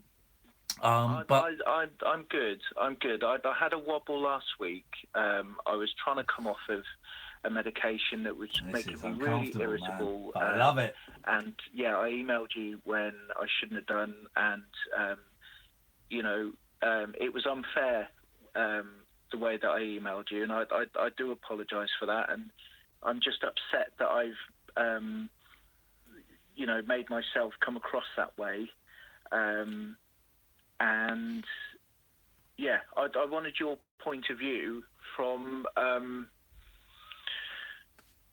how do you handle that kind of crap, to be fair? Okay, my point of view is I ignore. Then when someone crosses the line for a second time, I block them on Twitter and I ask them to stop emailing me, which is what I did with you. Yeah. Yeah. You've had my point of view. Yeah. Okay. Well, I'm not somebody that's going to take offence or take it too personally, although I've come across as I would suggest that the fact that you've emailed me twice today, despite me asking you not to email me, and then phoned up, suggests that perhaps you are taking it too personally. No, I phoned up tonight to make it public, to try and show... Well, how public do you want to make it? I mean, where do you want to go with this publicly? No, it's... Because there's stuff. Because there's stuff that I can't say publicly. Yeah. No, I appreciate that, but I know a lot of people take you the wrong way. Here's the thing: when someone does what you did, I have a duty to protect my listeners, and particularly my female listeners. Yeah. So that's because obviously that was what I wanted to go back to, because that was there was issues that I had by being a complete moron on Twitter to female followers. Was it a couple of years ago? Was it that far? Do you want me to say what you did? Because I feel that by just man, do it. All right, well, you sent dick pics to my listeners, Yeah. and I know that several people, but I had several people get in touch with me, and I know Catherine had people get in touch with her, pointing this out, man, and that's not on. That's simply not on. And maybe I should have blocked you then. I don't know. I was unsure what to do, and maybe I should have blocked you then. Ian, you did. You and Catherine did. I came off Twitter. I was really, really, really ashamed, and still am to this day, of my behaviour then. And it broke kind of the it broke the what do you call it, the magic in terms of the show. There is no magic. There is no magic. I feel like John Lennon. There's wonderful footage of John Lennon when he still lived in Ascot, and a guy who's been tripping for like 3 days in a row, kind of, and camping in his grounds, kind of approaches him and says, I just think you're God. And John Lennon says, listen, I ain't God. And this guy starts quoting lyrics that he's written, and he's going, you wrote that for me? And he said, dude, that's one of Paul's songs. Come in, I'll make you some eggs. I'm just a bloke. It's all a show. This is just a show, man. This is just a show. And you have misunderstood the show. You have misunderstood me. We are not friends. I know. And we are not friends. But I want to be able to say to you, I want to remove myself from one of those people that constantly emails you. I will not email you again. It's been a bit of a reset for me to take stock and take look of how I've been behaving, and I've got things that I go to see a doctor and blah de blah de blah. But it's the first time that I've ever spoken to you about the incidences with the female listeners, and I know hopefully all of them are listening, and I would like to publicly apologise for sending pictures of my genitalia to people that haven't asked for it. Well, that's outrageous. It's disgusting. That's right. Okay. Hey, listen, that's great. You've apologised. It's not, I didn't get the pictures, so it's not for me. That's up to them. I suspect that one or two of them will not be happy with that, and that's fine, and that's their thing as well. But here's my prediction, right? That you will email me again. That you and I don't want you to. No, I won't. And and let's be honest, right? This whole phone call is making me so uncomfortable, and it's my toes are clenched, and I'm looking at Catherine for support throughout this whole phone call. But also the theatrical part of me, the ringmaster is going, oh, but yeah, flipping out, what a listen, a really uncomfortable call from between two blokes. Yeah, but it's also it's the theatrical and it's the non-theatrical that's kind of been messed about with in terms of. Is that what's making you uncomfortable with it? I totally understand. No, what's making me uncomfortable is you crossed several lines recently, and I asked you not to write to me again because I thought your tone was aggressive. I thought your tone was accusatory. I thought you were laying stuff on me that was not mine to be laid, not mine to receive. So I was sending it straight back at you, and I asked you not to get in touch. And then today I got two emails. One, a thing asking what I was going to be doing. Was I going to be doing Performance Ring again? And another one that again I found a little bit accusatory and was asking questions. I have made my point clear. I have set my boundary, and you have decided to ignore that boundary. Now, I've alluded to what happened earlier on today and yesterday. I've never mentioned a name, never gave any clue. Was very, very vague about it. As is my right to share stuff about my life. But I was really careful not to give any clues whatsoever and to speak in the vaguest of vaguest terms. And I have, I've set my boundaries, and you have chosen to not respect them. so far, I have done that, yeah, but I will ongoing respect them, and I won't, contact you again. But I just, where do we, have I broken the ability to be able to call the show as Pat, just yeah. as a listener? Yeah. As Pat? Yeah. Who's Pat? Who's Pat? Okay. Yes, you have. Okay. That's fine. I know it's fine. This is getting very weird now, John. This is getting very weird and making me very uncomfortable. And I don't think it's doing your health any good. And I don't want this to be to have a pop at you. I don't think this is. I don't think that what you're doing is healthy for you. No, it's. I'll hang up and I'll forget about it. You'll hang up and you'll forget about it, and we're all groovy. I'll keep listening. Still love you. Peace and love. That's all I can say, really. But I shall not bother you again.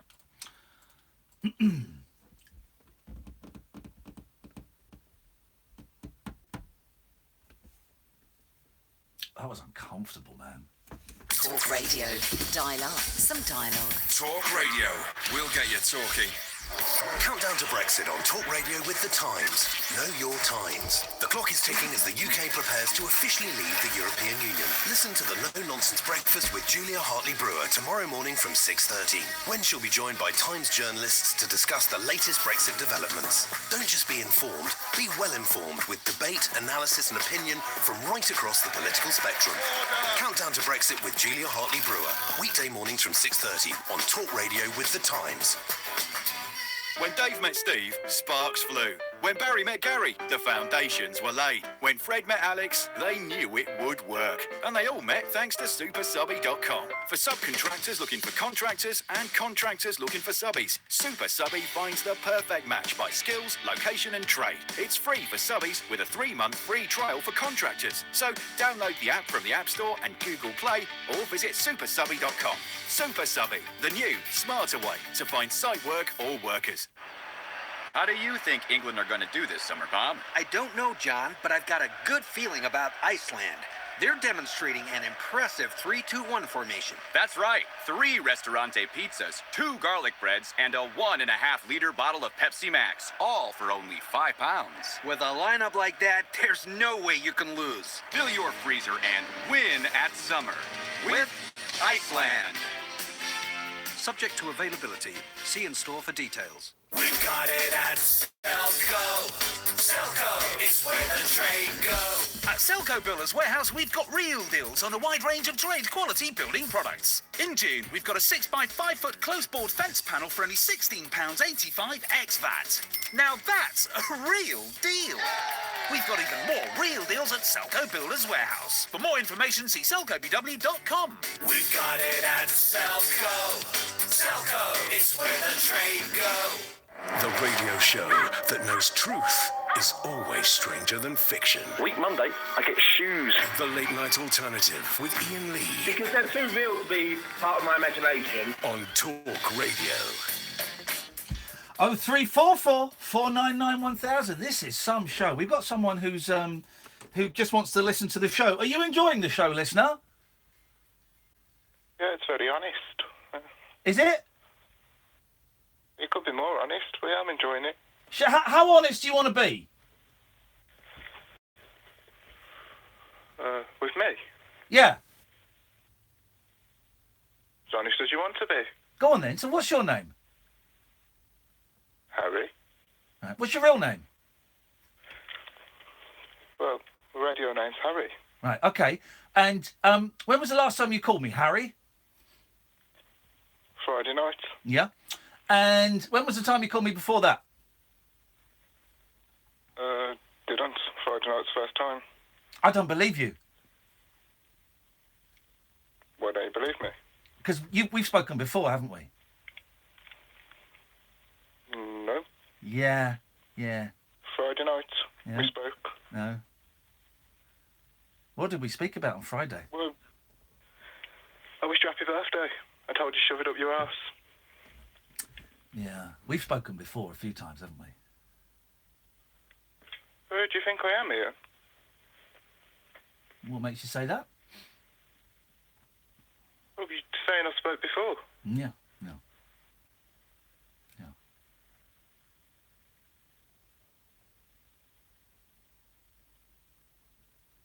Hello? Hello, yeah. I'm waiting for you to have the balls to be honest with me. Yeah, who do you think I am, Ian? Why don't you be honest with me and tell me? I've got nothing to be honest about, Ian. No. I know exactly who you are. Who am I? I don't need to tell you. You don't know me, I don't know you. You're getting very angry for someone who's just called in to listen. I'm not angry. Getting very riled up there. Oh no, I just want to listen. Okay, well, why can't you listen on your radio? Well, I listen on my headphones, but it's a lot comfier to listen on the phone. Yeah. When you want to put your head down on the pillow. Okay. Well, here's the thing. You be honest with me now, and I'll let you listen for the rest of the show. Go on. Be honest about what? Thanks for calling. Bye. There's nothing for me to... 03444991000 is the telephone number. This is a great show. Evening, Stephen. How you doing, man? I'm doing very, very well, Stephen. I've been enjoying the show so far. You've been enjoying something, haven't you? Today. I know, right? The last couple of callers have tricked me out. But are you playing Radio Roulette? Huh? Honest questions? Yeah, honest questions, yeah. Okay, but if I ask you one, you have to ask me one. Do I? Okay. Can you hear me? Hello? Yes. Sorry. Get him, we'll put him on with this guy. Are you content with your life? Sorry? Are you content with your life? Have you listened to this show before? Yes, absolutely. I've rang you up before, mate. I'm asking you honest questions. Well, if you've listened to the show before, then you'll know the answer to that. And the answer is no, I'm not content with my life. Okay, so you have to ask me one back now.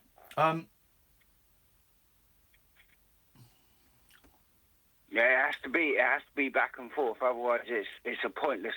You're playing a brave game. I've got other questions for you, but you have to ask me one back. Go on. I'm not really interested in you. Okay. Oh, wow. So it's not a game then. So you don't. Okay. Well, that's just fucking nonsense. Well, there we go. There's a yellow card. There's a yellow card, Stephen. I will let you come back in a second. There's a yellow card. It's honesty. And honestly, let me know. Give me the thumbs up. We did dump that, didn't we? Because my light's not come on in here. Apologies to the people on YouTube. You got an F-bomb. We don't like that. Stephen, you got one more go, mate, when I come back to you. But I'm being honest. I'm not interested in your life. And also, you don't set the rules. I set the rules. And I'm going to put you back on, Stephen. One more swear word, because you've sworn a lot before. Is that the guy who wants to listen again? Just cut him off. I don't want him. I don't want Birmingham, the Birmingham guy. I don't want him there. One more swear word from you, Stephen, because you've sworn before, and you are banned for life from this station. Okay? Right. Okay, I'm going to ask you an honest question. What do you think of the fellowships? I think they save lives. Yeah. Okay. Sorry, man. I was just ringing up just to... Yeah, okay. All right. Thanks for calling, Stephen. Bothered. Yeah. Bye. Bye. Geez. I mean, really. I'll tell you what we'll do. Let's try something. I've done this for a while. Gary? Yes. Say hello to Barry. Hello, Barry. Hello. Right, Barry, I'm a fairly sensible, normal, sober guy ringing you up, ringing Ian up to say hello and have a bit of a chat with him. So why are you here? Gary, what happened? This show and Ian's show used to be full of jolly alcoholics and nutcases. It's gone very dark, and they've gone very dark. Right, what I actually said was, why are you here? Oh, here we go. Let's speak to my mate Ian. Yeah, no, because I've heard you on the podcast loads of times, so I just want to have a general chat with Ian and ask him why the Monkees weren't in the Rock and Roll Hall of Fame. Well, how can I join in? Barry, Barry, you can join in if you can name all 4 members of the Monkees. Oh, all right. Is it John Lennon? Yeah. Paul McCartney? Yeah. Ringo Starr? Yeah. George Harrison? Very good. That's the Beatles. Well done. So you can't name any members of the Monkees whatsoever. So Ian, are you there? What a shitbag. You are.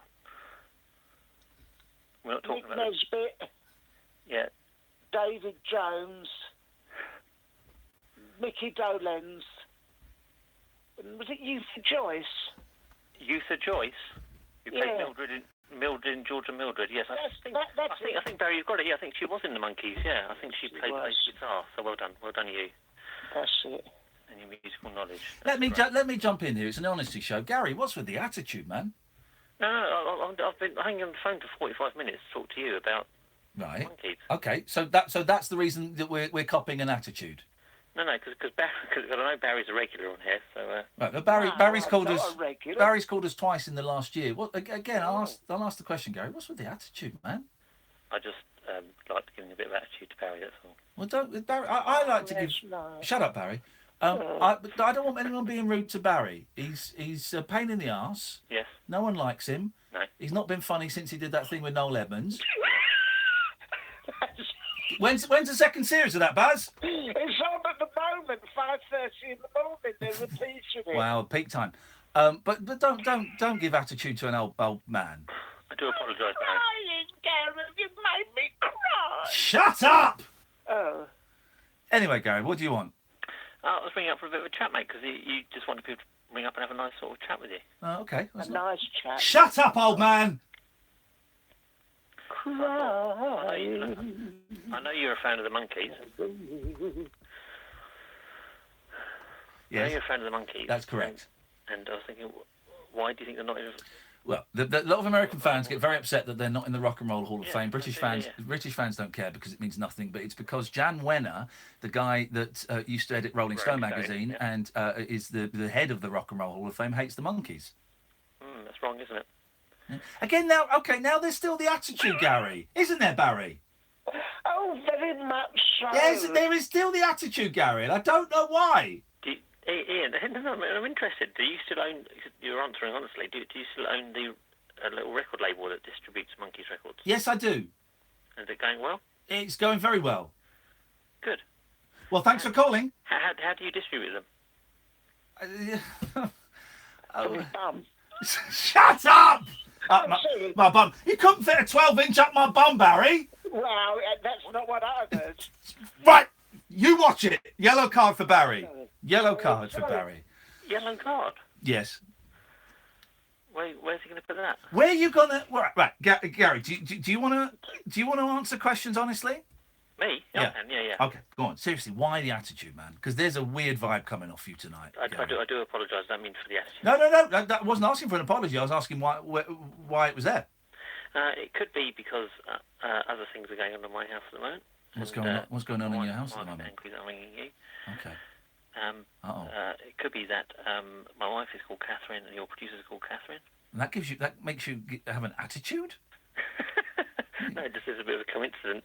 Coincidences make you angry? No, it doesn't make me angry. It's just, I like both Catherines. So that's good. So Okay. I haven't got an attitude for that at all. Okay. You know, this I'm going to say it. We've had some weird calls tonight, but Gary, this is the weirdest one. No, surely not. Yes!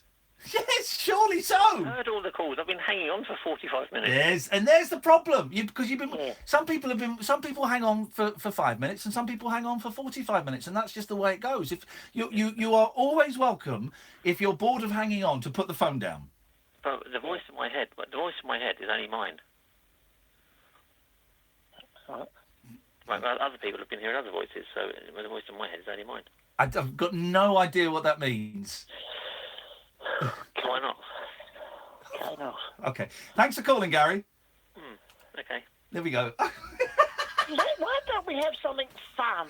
Can we? Can we have something fun? It has been a very, very heavy show tonight, Barry. And what we need is a little bit a little bit of levity. We need some levity.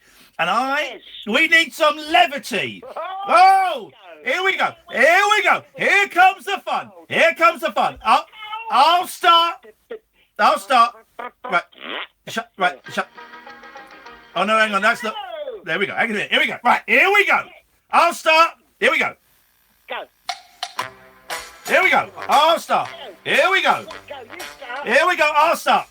In a fan. Barry from... Oh, yeah, it's the introduction. Here we go. Here we go.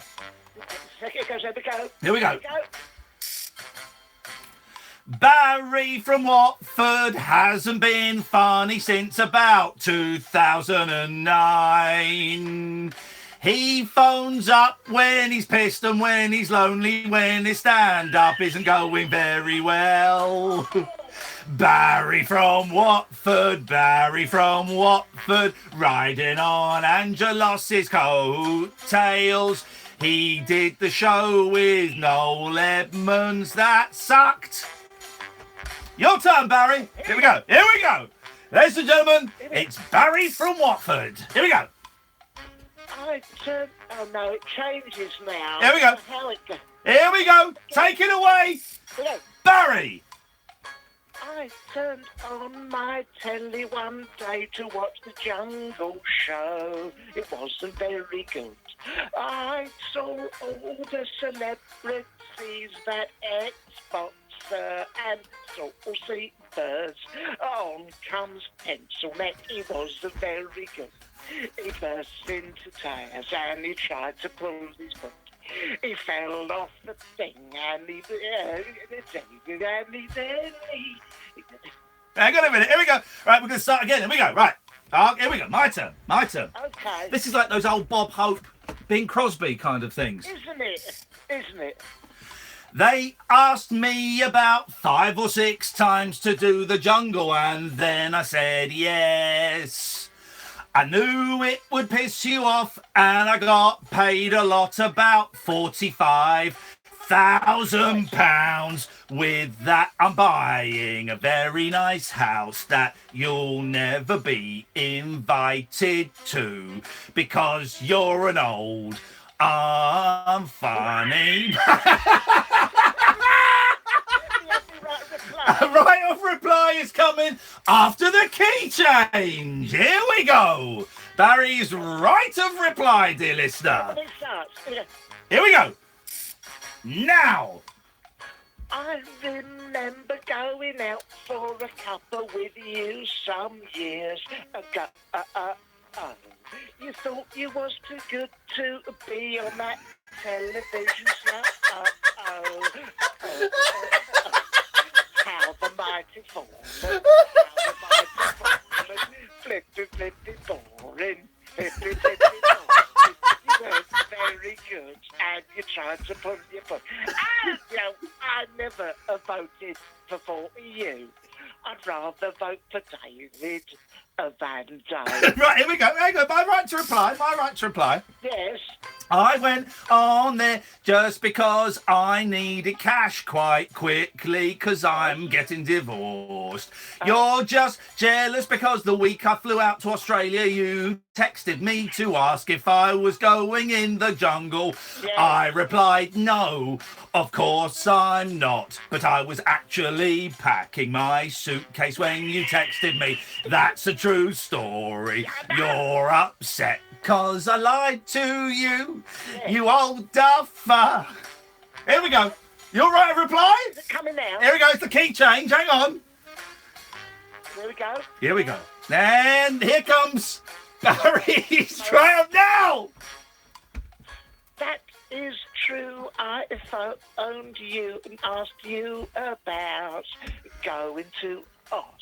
I told my Margaret that you weren't going because you would be honest with me because I'm the boss.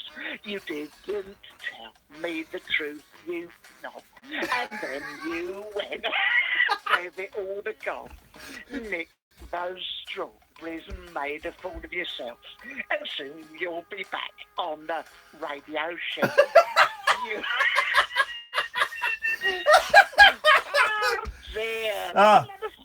What a lot of fun, but what a lot of fun, but what a lot of vitriol in those lyrics, and it was all meant. You did lie to me, though. I did lie to you. I was packing my suitcase. Yeah, I guessed, because then I saw you on the telly, having told everyone, because they know I know you. It must be a bit silly, doesn't it? Well, that's the reason, because if I'd have told you I was doing it, I know you once sunk a ship with your loose lip. No, it was your bad hip. And you would have told everyone, and then ITV would have said, oh, we hear from a load of comedians that were big in about 1993, and a lot of out-of-work actors that you've been telling them you're going in the jungle, so we're not going to let you go in the jungle anymore. Well, yeah, that's true, and you wouldn't have had the money for your flat. Yes, but it's a house. It wouldn't have looked quite so silly. Well, I do apologise. Yeah. You kept saying in that song, you said it twice, that I kept trying to get something out. What were you saying? What were you getting at? Yeah, I don't know. You said, there was a no masturbation clause in the I'm a Celebrity contracts. Oh, is that right? That's actually true. That's the only bit of the contract I saw. The day before I went in, they said, just to flag this up, and they showed me the no masturbation clause. Really? Yeah, yes, that's in the spirit of honesty. That's true. You weren't allowed to masturbate with some claws. Anyway. All right, Abu. Now, Painful. Barry, was there any point to this call, or shall I just cut you off? Oh, cut me off. There we go. Okay, this is the Late Night Alternative with Iain Lee on Talk Radio. Across the UK, online and on DAB. Talk Radio. For those about to talk, we salute you. Forget history. Forget the years of hurt. Forget the red cards. Forget the missed handballs. Forget the brilliance. Forget being an underdog. Forget every game that has gone before, because all that matters is now. Harry Kane, and his main goal getter is getting his eye in for the summer. The 2018 FIFA World Cup starts Thursday on ITV. What's your summer soundtrack? Lawn mowing, bee dodging, or 6-speaker touchscreen controlled DAB radio blasting. A new Corsa Energy for £150 initial rental and £150 a month. Search Corsa offers. Vauxhall, British brand since 1903. Personal contract hire offer on Corsa 3-door Energy 1.4 75 PS in metallic paint. Initial rental £150 plus 47 months at £150. Excess miles over contracted mileage of 20,000 over 48 months charged at 9 pence per mile. Subject to availability and status. You will not own the car. 18 plus T's and C's apply. Offer ends June 30th, 2018. Vauxhall Finance Leasing. The guy that phones up on How do you think England are going to do this summer, Bob? I don't know, John, but I've got a good feeling about Iceland. They're demonstrating an impressive 3-2-1 formation. What a show! That's right. 3 Restaurante pizzas, 2 garlic breads, and a 1.5-liter bottle of Pepsi Max. All for only £5. With a lineup like that, there's no way you can lose. Fill your freezer and win at summer with Iceland. Subject to availability. See in store for details. mycarneeds.com. Oh no, the MOT's due and it needs a service. Whatever your car needs, just type in a few details and approved local businesses will quote for your work. Then pick whichever's best for you. Just visit mycarneeds.com. Across the UK, online and on DAB. Weekends with Penny Smith. On Talk Radio. I'm Penny Smith. Join me on Talk Radio for the perfect weekend breakfast. I'm going to be reviewing the papers, taking a look at all the best new film, book and theatre releases, and I'm going to be chatting to a whole host of celebrity guests live in the studio. Weekends with Penny Smith. Saturday and Sunday morning from 7. On Talk Radio, we'll get you talking. No rules nocturnal nattering for nightbirds, nurses, and Nosferatu. All right, cool. The Late Night Alternative with Iain Lee on Talk Radio. So tonight's show is kind of, yeah, I do too. Tonight's show is really very, very strange. Here's the thing. Me and Kath have decided that I think I've been a bit lazy recently with the show. We've had some really good shows. The last 4 or 5 weeks, I think we've had some of the best shows that we've done here at Talk Radio. But I also feel I'm getting a little bit dissatisfied with my performance and with my input, and that maybe this whole thing about doing a show about nothing, maybe it needs a little something. When I say little something, doesn't mean we're going to be talking Brexit and Trump. Maybe it just needs a little something. Tonight we've introduced the topic of lies and me being honest and dishonest, and you can phone me up and you can ask me anything, and as long as it's not too personal and as long as it's not going to cause someone harm, I'll answer honestly, to the best of my ability. I just think maybe we're just moving into an era of a little bit of structuring, just very gentle scaffolding, just to hold up the slightly flimsy edges. Catherine is currently, and we'll get her in the studio in a bit, is kind of taking the calls, and some people are getting on and some people aren't getting on, and that's fine. And if you don't get on or if you don't get answered, don't take it personally. Try again in a couple of days' time. We're just trying to mix things up and shake the show up a little bit. And then don't forget, it's next week. Next Wednesday, Kath's filling in next Wednesday, Thursday, Friday, and then the Monday. And then if I go to Africa, maybe a bit longer. But I don't know about that yet. Sorry, what? Pardon? Nothing. None of your business. So she's filling in then, so you can get your revenge on then. But so we're just trying to. Here's the thing: coming in and doing 3 hours of improvised comedy and tragedy a night, I'm finding really tiring. 3 hours working 3 hours a night. God, that's so tiring. But it's like really intense focus. I know it's not the same as building a wall or digging a ditch. I know that. But it's 3 hours of really intense focus, and I'm feeling that maybe I'm not delivering the goods. And so we're just trying to change it up a little bit. That's all. 0344 499 1000. Good evening, Sean.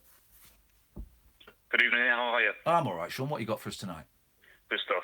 Three things. I was thinking of them just before you started the show, but you put this sort of truth element into the show, so I'm going to try and put the 3 points and ask sort of a question. Okay. You don't have to be honest, but as a caller, you don't have to be honest if you don't want. I'd prefer it if you were, but you don't have to. But the rule for me is I'm going to be honest up until 1 o'clock. That sounds fair game to me. All right. Fair game. I like it, yes. So surprise, surprise, 2 out of the 3 things I want to say is Paul McCartney and radio. So apologies for being repetitive. Like the next time I call in, I'll try not to talk McCartney and radio because I always talk about it. So. Come on, man. We got the guys from the Take It Away podcast on tomorrow at midnight, so we're in McCartney heaven. Which brings me on to my first point. Yes. So thanks for getting that sorted. I've just started listening to that podcast. I've just finished the Wings Wildlife album. Okay, because I've not listened to any of their 70s ones. I dived straight in with Tug of War. No, I didn't actually. I dived from the 80s. Yeah, no, I didn't actually. I dived straight. Being honest, I dived straight in with "Give My Regards to Broad Street" because that is one of my favourite vanity projects ever. So I've been jumping around the 80s, but yeah, I've gone into the 80s. Yes. Fair enough. And I'm going to stick with a chronological approach, but looking forward to getting to Regards to Broad Street. So the podcast I listened to was the Wildlife album, and the guys said that after the album was released, Paul McCartney wanted to get back on side with the music industry. Apparently, he wrote, handwritten, 800 letters himself to all of those people. Do you think he did that? 800 letters. So hang on, I'd not heard that story before. What? He wrote 800 letters to the people in the music industry, asking for what? Well, no, basically it was like a big party to get people from. They didn't specify, the guys on the podcast didn't specify exactly who by name, but they said he wanted to get back on side with the music industry because I think they were sort of alluding to the fact that Ram and McCartney weren't exactly, massive chart hits. Yeah. So he wanted to get back on side after the Beatles law case and all that. Yeah, yeah. And they said that he handwritten 800 letters. Well, I'm not sure. Well, here's the thing. When they come on tomorrow, we'll put that to them. They have got a couple of things wrong in the podcast, I've noticed. Okay. But do you know what? Yeah, I can believe McCartney did that.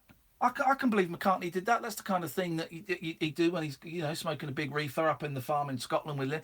I've got an idea. I'm going to send out 800 letters, be handwritten, It's going to, Yes. Playing a bit of high on the guitar. Yeah, man. I bet he probably did do that. Hey, by the way, there's all this horrible thing, this great thing that I can't watch. McCartney going around Liverpool with James Corden. Have you noticed in it, McCartney's hair is grey? Yeah, I did see a photo. Yeah, He's there's a picture of him, James, wasn't he? Yeah, he's obviously still dying it because he was grey in 1984. You watch the Press to Play video, where he's on the underground. He's grey, right? So he's obviously there's still a bit of dye in there. I suspect part of it is still a wig as well.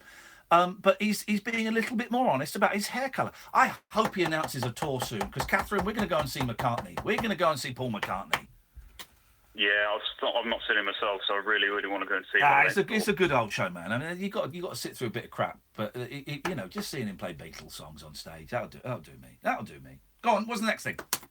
The next thing was the radio thing. So I wasn't aware of this until like 2 weeks ago. But apparently this was announced in like February, so you probably know. Yes. Christian O'Connell. He's gone to do a radio show in Australia. Yeah, he's moved. I don't know if he has moved yet. I'd assume he has. I know he's finished Absolute and he's gone to Australia. Yeah. Because I know you did the Absolute show for quite a few years. And, yes.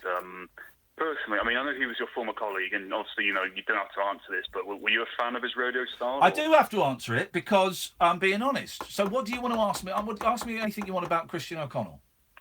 Okay, I'll ask you two things. Yeah. Do you like his radio style? Would you listen to his show as a regular listener?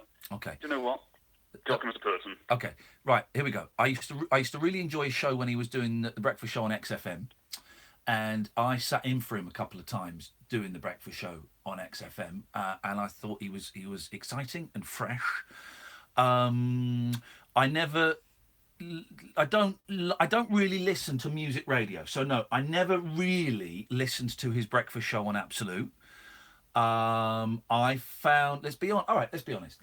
I found it towards the end a little bit dated. Yeah. But as a person, he has been nothing but absolutely delightful to. And by the way, I'm probably in the minority for that because he kept winning awards, right? Up until the end. But as a human being, Christian has always been very supportive of me, very encouraging of me, and I don't know him particularly well, but every now and then he'd send me a little text if there was something going on in my life, just to wish me. I like him as a human being. Yes, I think he's a thoroughly decent human being. He's one of the good guys. Well, it's good to know that he's a good human being. I mean, me personally, I came across the show a few times, and for me, it didn't quite do it for me. I sort of know the style he was sort of going for. Yep. And I can see why he got the audiences in, but for me, it wasn't something I wanted to go back to constantly. Yeah. But, fair play to him, and I don't know how many of the sort of prominent British DJs have gone abroad. He told me, because when I heard that he was leaving, you instantly think, he's been sacked. And I said, I sent him a text saying it was all right, and he got back saying someone in Australia offered him more money than he could refuse. Ah, well, there you go. So good for him. He's one of the good guys, and he deserves it. Good stuff. And the final thing, this is something you mentioned last week, and I couldn't believe you mentioned it because I thought it was just me, like my sort of era that this was sort of happening. Yeah. You said you was at school and you did that clicky things with your fingers. Yeah. About the cartridges. Yeah, but we were told there were cartridges in your fingers that would explode. So when you slap your finger, and I couldn't do it, but I can do it now. Oh. Yeah. Oh. I can do it now. Oh, I worked up a sweat. Yes, but yeah, that was big in I don't know, 84, 85, 86, something like that. Right. Well, this is really strange. This kind of links into you in a way because this happened because I'm 29. Yeah. So when I was in year 6, this was 1999. Yeah.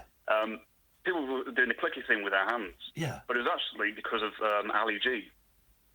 When he was doing the clicky thing. Yeah. The Ali G one, if I remember, it was a bit slower, and he would just do like one, wouldn't he? Yeah.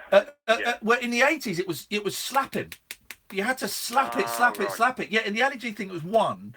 But in the 80s, we were shame. We'd shame people. Shame us.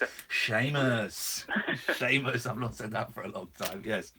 Yeah. Well, this is the thing because we were doing it in class, and our teacher said, if you carry on doing that, well, we're going to ban it because apparently it gives you arthritis. So my question to you is, do you actually believe doing that sort of thing with your fingers, whether it's my version or your version, does it actually give you arthritis? I'm going to say categorically, no. I do not believe it gives you arthritis. Clicking your fingers and your thumbs and your spines does not give you arthritis. Everybody make noises with your body. Well, I mean, you've answered all 3 points phenomenally well. And the last thing I'll say to you is, Han Solo. Han Solo. You really do need to pay attention to this show if you want to get even 5% of the references. 0344 499 1000 is the telephone number if you want to give us a call. It's an interesting show tonight. Light and shade in abundance. We're talking about dishonesty. We're talking about honesty. Anything you want. Let's go to Valentina. Good evening, Valentina. Good evening, Ian. Good evening, Valentina. I forgot what I was going to say now. Oh. What can I do to jog your memory? It's okay, I know what. Here we go. Here it comes. Here we go. Yes! I've been in two minds about calling in because, to me, I am a silent listener. Silent but violent? No. Silent but deadly? No. Okay. I'm sorry. I'm so childish tonight. I'm sorry. Like, are you in the I bath? enjoy the show. I enjoy... Valentina, are you in the bath? No. I can hear water. I don't know what that is then. Okay. It's a liquid, a clear liquid. You drink it, gives... Anyway, right, go on. Okay. Oh. I think we're flirting. It's got to be... I think we're flirting. This is not flirting. Oh, is it not? This is not how I flirt. Oh, how do you flirt then, Valentina? Why don't you show me? Oh my God, we've not heard meant to go. Okay. You've got a gorgeous laugh. I hope you're laughing and not crying, because if you're crying, then that is weird. This is weird because I've seen you. I went to the Rabbit Hole in London. No, I mean the Rabbit Hole show. Yes. What, the last one we did? Yeah. Oh, I love you already. I love you. You've helped feed my kids. But the guy next to me was burping so loud. Really? It was just burping. Burping. That dirty bugger. You should have outed him. I should have shamed him. How did we not notice that? It was just like a yeah. So that person, if you're listening, you're a burper. You are dirty. From now on, we're going to ban the burpers. Like they did in France. I think that's what they did in France. Didn't they ban the burpers? But back to the silent listener thing. Yes! I think it's a thing. Oh. You listen to the show, Yep. but you're silent, but you don't participate. Yeah. And I think, I guess I'm not that anymore, am I? Because I've just called in. Well, exactly. But I'm sure there are people like me. Oh, there are loads. Who'd love to call in. Oh, yeah. But they not calling in is more enjoyable. Yeah, no. Well, here's the thing. It's something like, all right. Can you hang on till after the news? Yes. God, flipping it. You're at work. Right, stay there, because we're going to do some maths. We're going to have some fun with maths and Valentina on Talk Radio after the news. Talk Radio. Listen, phone, talk. Talk Radio. We'll get you talking. Winston Wolf here. Now listen up. It's a beautiful morning. You wake up, look outside, and see your precious car gleaming in the sun. And then you see one nasty dent on the side. Some bozo's bad driving has ruined your pink paint job. You're furious. That's when you thank your lucky stars you're with Direct Line. Unlike with other insurers, you won't lose your no-claim discount when you claim it's not your fault. Hit while parked. Your no-claim discount is safe. Can your motor insurance do that? With comprehensive cover as standard. Excesses apply. Underwritten by UK Insurance Limited. How do you think England are going to do this summer, Bob? I don't know, John, but I've got a good feeling about Iceland. They're demonstrating an impressive 3-2-1 formation. That's right. 3 Restaurante pizzas, 2 garlic breads, and a 1.5-liter bottle of Pepsi Max. All for only £5. With a lineup like that, there's no way you can lose. Fill your freezer and win at summer with Iceland. Subject to availability. See in store for details. I can't pretend to be a great celebrity. Whatever the size of your business, now you can take card payments square and fair. Get next business day payments as standard, with no monthly fees and free point-of-sale software. Learn more at square.com/fair. Authorised by the Financial Conduct Authority for the provision of payment services. Terms and fees at square.com/fair. calling me Bob. Around 90 seconds, and you're done. Seriously, that's how little time it takes to shave your head with the all-new Pitbull from Skull Shaver. No nicks, no cuts, no problem. You can shave your face or head, wet or dry.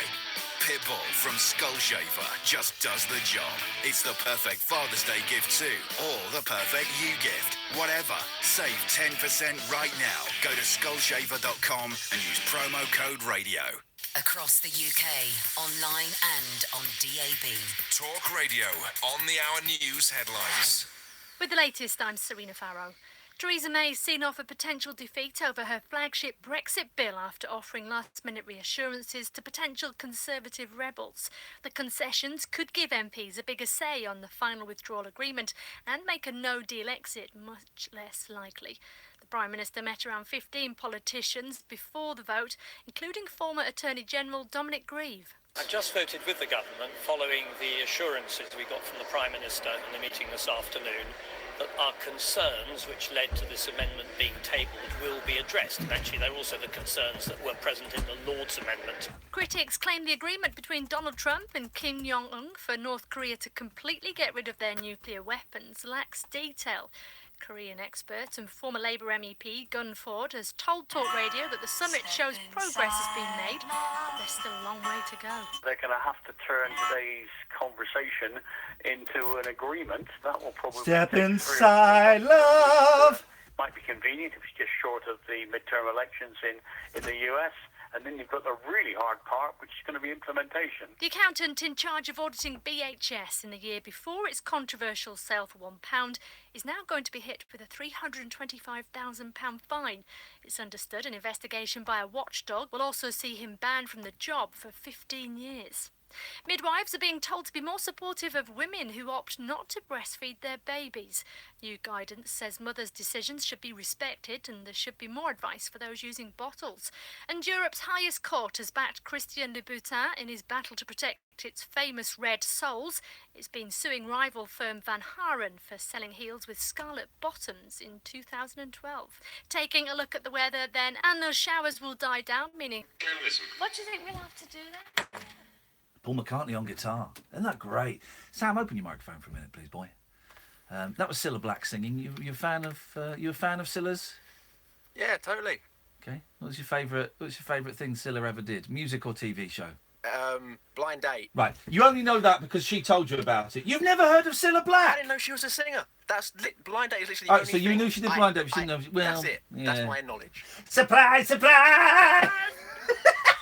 Right, 0344 499 1000 is the telephone number. If you want to give us a call, usual rules apply. You can call in about anything. But if there has been a theme of lying, of dishonesty, of mistaken identity. I was speaking to a very nice chap yesterday who thought, he thought I was Ian Dale. And I feel bad because I didn't correct him. And it's an interesting quirk of human nature, of my nature, that I didn't go, oh no, I think you're confusing me with someone else, because I haven't done that. And instead I just nodded and waited for the conversation to end and to get away. So have you ever been mistaken for someone that you're not? Have you ever spoken to someone who you thought was someone else? All that kind of stuff. Your stories of dishonesty and of lies, 0344 499 1000. And also, it's a show where I'm going to be completely honest. You can ask me anything you want. Catherine's producing me. You can ask me anything you want, and as long as it doesn't hurt anybody, as long as it's not too personal, I will tell you the truth. And we've had some weird things, like, do I think that we are living in the Truman Show is real? And do I think that people can be psychic? You can ask me anything. Now, before 0344 499 1000, you speak to Kath, she'll take your name and number and give you a call back. Before that, we spoke to the silent but violent Valentina. Good evening, Valentina. Stop. There's the attitude that got you demoted to silver. Now, so you were saying that you are one of the silent people that never phones in the radio show, except when you phone in the radio show, and you think there must be loads like you. Yeah, obviously there is, yeah. Right. But, yeah. Well, let's try and work out the percentage, right? So this show gets, at last count, about 65,000 listeners, right? So, how many... I tell you what we're going to do. Catherine, you need to get on the microphone for this as well. How many different callers do you think we get, Valentina? I've got no idea. How many do you think we get, Valentina?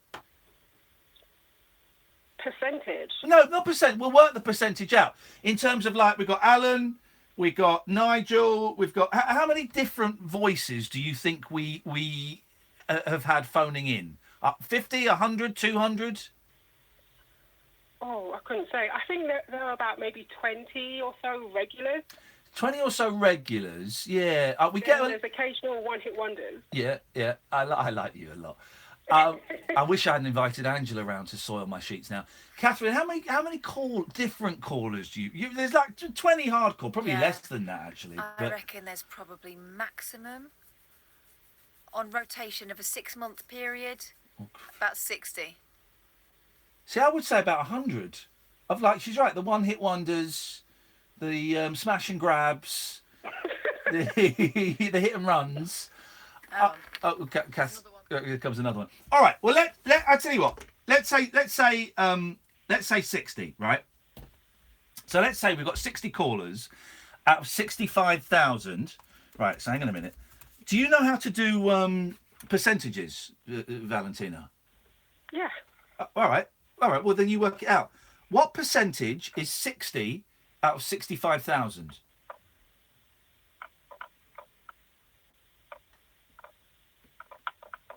Is your calculator made of wood? Or are you doing it on an abacus? Because it's very, very noisy. It's less than 1%.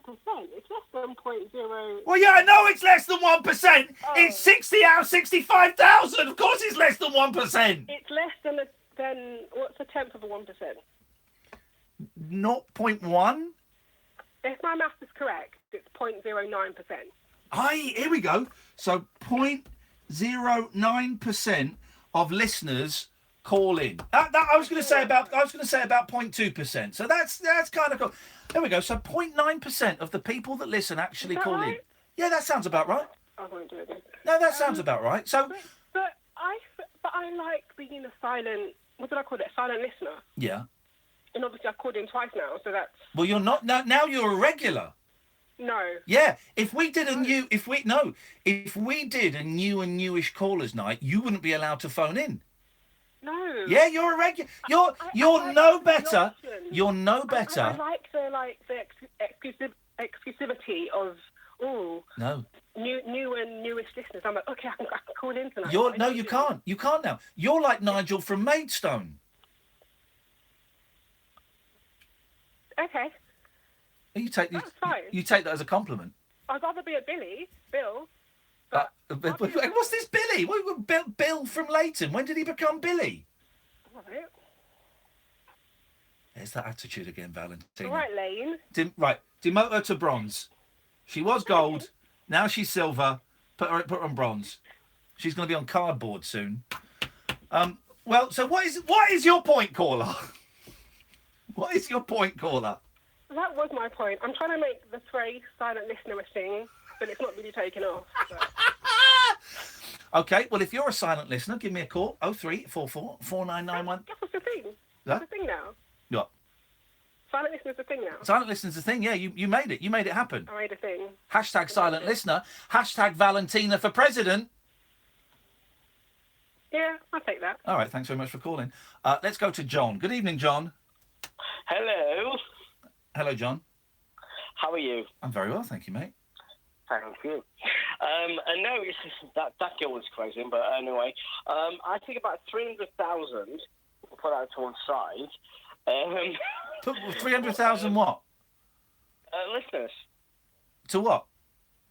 I don't know, to... Don't do this to me, come on. No, I'm not doing what? I don't know what... You've just said 300,000 what? To what? Listeners to this show? Yeah. No. Well, no, not to the show, but to the station. Yeah, to the station, yeah. Yeah. Yeah. So, I don't know. Okay. I don't know how many people listen. Is your last name Rajar, John? Say again? Hello. So what have you called in for? Basically, you was asking earlier on about people that was calling themselves kind of superstars or superstar names. Okay. And a few years ago, I worked at a 70s nightclub. Yeah, here we go. And I used to call myself Johnny Chardonnay. John, hang on a minute. What, you used to call yourself Johnny Chardonnay? Yeah. And hang on a second. Let me just test this button. I've got a new button on my... Hang on, John. I'm on the wrong thing here. No, I've just got a new button on my computer. I just want to test it works. Can you bear with me a second? Hang on. Back in. It's working. Okay. So, Johnny Chardonnay, why were you doing that, man? Well, it was a 70s bar, and it was very cheesy at the time. Yes. But it worked, and it was fantastic. I wore a big afro, gold suit, you know, as you do. Okay. Again, I'm wondering why you're why you did this. For money. Oh, he did it for money. Hey, listen, I've done far worse than that for money in my life. Trust me, man. Hey, mate, you know. Well, do you still have the afro, Johnny Chardonnay? He had to go in the bin as soon as I got married. That's it. Well, I think you should. I think you should. You should put it on, and you should go make love to your wife as Johnny Afro. Actually, I've heard her rumbling upstairs now. Is she farting? Go. You better go. She's farting upstairs. Okay, thank you very much indeed. Anyone? No? Okay. Another 45 minutes to go. 0344 499 1000. The late night alternative. You really you can call in about anything, but you're really not taking this asking me anything you want and I'll answer it honestly thing. Well, this finishes at midnight. This offer is once every 15 years. So it won't happen again until I'm 60. 0344 499 1000. I'm Iain Lee. This is the Late Night Alternative on Talk Radio. Talk Radio. Contact Talk Radio. Call 0344 499 1000. Text Talk and your message to 87222. Text costs 25p plus your standard network rate. Or you can tweet us at Talk Radio. Talk Radio. We'll get you talking. When Freddie Flintoff asked to be the voice of our new campaign, we thought, OK, sure. Correctly predict all the results of the World Cup. Win, lose or draw, and you could win up to £100 million. I'm Freddie Flintoff. Thanks, that'll be all. The prize is the star, not you. Enter for free at PokerStars, BetStars and PokerStars Casino. That's it. Unbelievable. I'm Freddie Flintoff. Security to booth 3, please. No, back off now. End 13th of June. One free entry permitted. Prize shared if multiple winners. T's and C's apply at betstars.co.uk. 18 plus. Please play responsibly. Let go of the door frame, Fred. You're embarrassing yourself. Forget history. Forget the years of hurt. Forget the red cards. Forget the missed handballs. Forget the brilliance. Forget being an underdog. Forget every game that has gone before. Because all that matters is now. Harry Kane, England's main goal-getter, is getting his eye in for the summer. The 2018 FIFA World Cup starts tomorrow at 2:30 on ITV. What's your summer soundtrack? Lawn mowing, bee dodging, or 6-speaker touchscreen controlled DAB radio blasting. A new Corsa Energy for £150 initial rental and £150 a month. Search Corsa offers. Vauxhall, British brand since 1903. Personal contract hire offer on Corsa 3-door Energy 1.4 75 PS in metallic paint. Initial rental £150 plus 47 months at £150. Excess miles over contracted mileage of 20,000 over 48 months charged at 9 pence per mile. Subject to availability and status. You will not own the car. 18 plus T's and C's apply. Offer ends June 30th, 2018. Vauxhall Finance Leasing.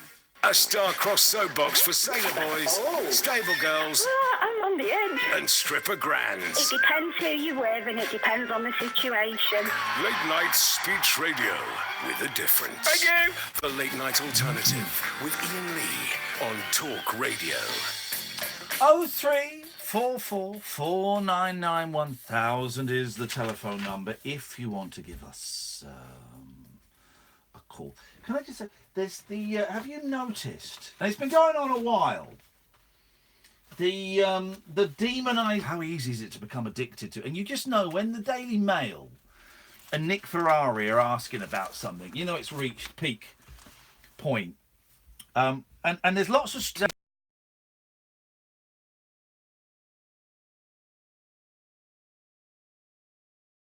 It's a fun, dumb little game where nothing happens for ages and ages and ages and ages. Then there's about 30 seconds of activity, and then the game's over. That's it. Pretty much it. And, you know, that's it. Nothing happens. Nothing happens. Nothing happens. Oh, there's someone shooting at me. I'm dead. That's it. For other people, it may go on slightly longer. But that is it. You're basically trying to stay alive as long as you can, primarily by hiding. And then the playing area gets smaller and smaller and smaller till you're kind of forced onto each other, and then there's a shootout, and that's it. And you can play it for free. Here's the thing: it's free. It's a free game, and they have these things called what are they called? Fortnite bucks or dollars? I don't know. Anyway, you can buy skins and clothes and outfits and things like that. But really, it's free. It's a free game. My kids play it for free. I play it for free, and it's free, right? And then you get idiots like this stupid dad I'm going to tell you about. A dad has blasted the makers of video game Fortnite after his 12-year-old son splashed out more than 400 quid on it. Mark Lake, 50, discovered he'd gone overdrawn because the lad had bought thousands of V-Bucks. That's it, V-Bucks. The game's virtual currency. What? You're an idiot, Dad. You're actually an idiot. Because he's either playing it on the password on the PlayStation, or see, I read it. You type a word on the screen, I read it. He's either playing it on the PlayStation or the Xbox. And what you need to do is what I do is you set it so that stop it. You set it so that he can't buy anything. It's really, really simple. You just set it so that he can't buy anything. You either take your credit card off, which is a little bit of faff because it means that every time Kathy's the best. You stop typing stuff on the screen. Which means that you have to enter it in each time you want to buy something. That's fair enough. Or you password protect it. That's it. It's all you've got to do.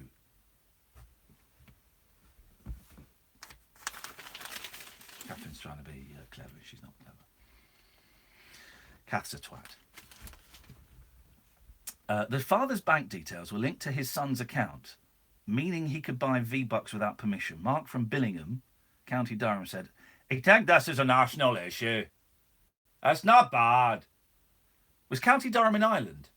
Oh, it's not. Okay, right, fine. In that case, it's terrible. When we first bought, I think this is a national issue. No, it's an issue with the Lake family. Your puddings. Your absolute prunes. When we first bought the console, my wife set up an account and secured it with a 15-digit password.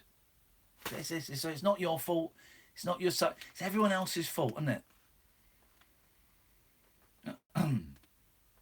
I'm being told that there's a problem with the app. You got it? There's a problem with the app. So, well, you can't hear me saying you know there's a problem. What's the point of me saying it? You either know there's a problem with the app because you can't hear the show, therefore you can't hear me saying it, or you don't know there's a problem with the app because you're listening on YouTube or online. So, stupid. In January or February, I got my son a £50 user pass for Fortnite, which lasts for 3 years. Then 3 weeks later, I got an email from the bank saying I'd gone over my overdraft limit. More than £400 had been taken out of the account before Mark blocked his card. He added, "I called PlayStation and spoke to them, to PSN, who took the payments. They told me the payments were all authorised. Basically, I got told that nothing could be done. My son is 12 years old, so it isn't his fault." No, you're right. It's not his fault. It's your fault, Dad. It's your fault. Crying out loud. He had no idea he was using real money. He was devastated when he found out it was. He even wanted to sell his PlayStation to reimburse me. Well, that's between you and him. But you done a stupid thing. PlayStation and Fortnite developer Epic Games have been contacted for comment. Stupid dad. 03444991000. Good evening, George. Hello, Ian. I'm just walking over to turn the aircon down a bit because it's getting very, very hot, but I can still hear you. Oh, good. I was looking for an honest answer because I tried to call you 3 times last night, and I sent you an email or 2 as well, but I never got called. I wanted to try and do a golden. Here we go. Call. He's going for a golden call. Yesterday's golden call, Catherine. Do we have the edited highlights package that I asked for? No, you haven't done that. You haven't done that I asked for. You didn't do that. No? Would you like... Excuse me, George. Just going to have a little production meeting. Could you come on the old microphone, please? Caterina Boel? Yeah. Right, so... it's in the podcast, so you have to listen to that. No. Yesterday I asked you for an edited highlights of... Was it Jack's call? Yeah. Right. This is genuinely... I want this, because now I could play it. I thought you wanted it for Friday. No, I want it for the week, so that we're going to do in a new feature, Golden Call of the we Week. need to be specific. Okay, I would like it now. Okay, sorry, can't. I want it for tomorrow's show. Okay, you can have it tomorrow. And a written apology. Turn the microphone off, please. Yes, George. Okay, so you want to have a go. Oh, this could be a golden call then. It could be, but it was a pretty high standard of call yesterday. That's true. You had a caller earlier who thought he was in the Truman Show. Yes. And you thought he should get his head examined or something. And so, honestly, do you believe I'm in the same boat? Because I do believe that we're all actors in a mystery play, and we're all being cosmically directed to play the roles that were written for us to play in it. So do you think that I need to have my head examined? Well, I think that your view is slightly different from the view of, I think it was Dean, who genuinely believed that he was living in a Truman Show and being filmed. I think, because you don't think that we're all being filmed for a movie. I do think that everything is being recorded and by whom? By celestial intelligences. Wow. This to me, all as Shakespeare said, all the world's a stage and all the men and women merely players. I think he had it exactly right, and that we're all being directed, as I say, to play whatever part that we're playing. Nobody knows where their thoughts come from, and I was made aware 42 years ago that our thoughts are directed to us, and none of us are responsible for our actions. Okay, so what is your question that you want an honest answer to? And I'm going to give you an honest answer. Do you think I need my head examined? No, I tell you why not. Because I do think you're delusional in that in respect of what you've just said. How do you mean? In that I believe what you are saying is, hey, I ain't no doctor, I ain't no psychiatrist, but it sounds like what you're saying is untrue, although I have no evidence to back that up. I'm just giving you my honest opinion because that's what we're doing. Nobody knows anything about what goes on in our minds, and you asked for my honest opinion, and that's what I'm giving. And I personally suspect that throughout your life there may have been a little bit of drug abuse, or there may have been a little bit of mental illness or something. But I don't think there never was any mental illness, and there never was any drug abuse. Well, it could be argued that smoking. I've used my. Angry. I've been a user, not an abuser. In your opinion, and hey, listen, man. You asked for my honest opinion. I can stop giving it if you'd rather I didn't. No. I need to know your honest. But I also don't think. I think that the other gentleman, I think Dean, is possibly a danger to himself, and I don't think that you are a danger to yourself or to anyone around you. Oh, thank you. Well, no, I don't. I think you're I think your delusions are perfectly safe and perfectly harmless, and make you the lovable. What do you think my delusions are? Everything that you've just said about us being controlled by aliens and it being filmed by them. I didn't say aliens. I said celestial intelligence. Okay, same difference. Yes, but I suppose to know that that's true, and just because of what I've been made to experience. But yet you're the only person that thinks that. I'm sure I'm not the only person that thinks. How many other people have you met in the however many 35 years that you've had this you believe this? How many other people have you met that think that? Not many. It's a lady I spoke to on Facebook the other day. She agreed with me, and it's.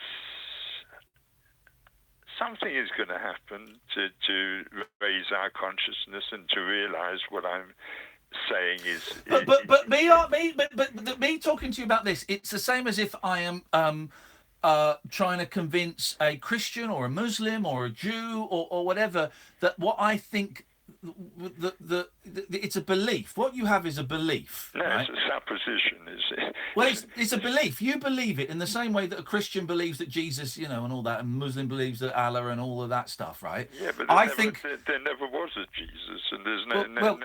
This is your belief, but this is your belief. No, it's not a belief. No, it is. No, there's not an iota of proof. Well, there is.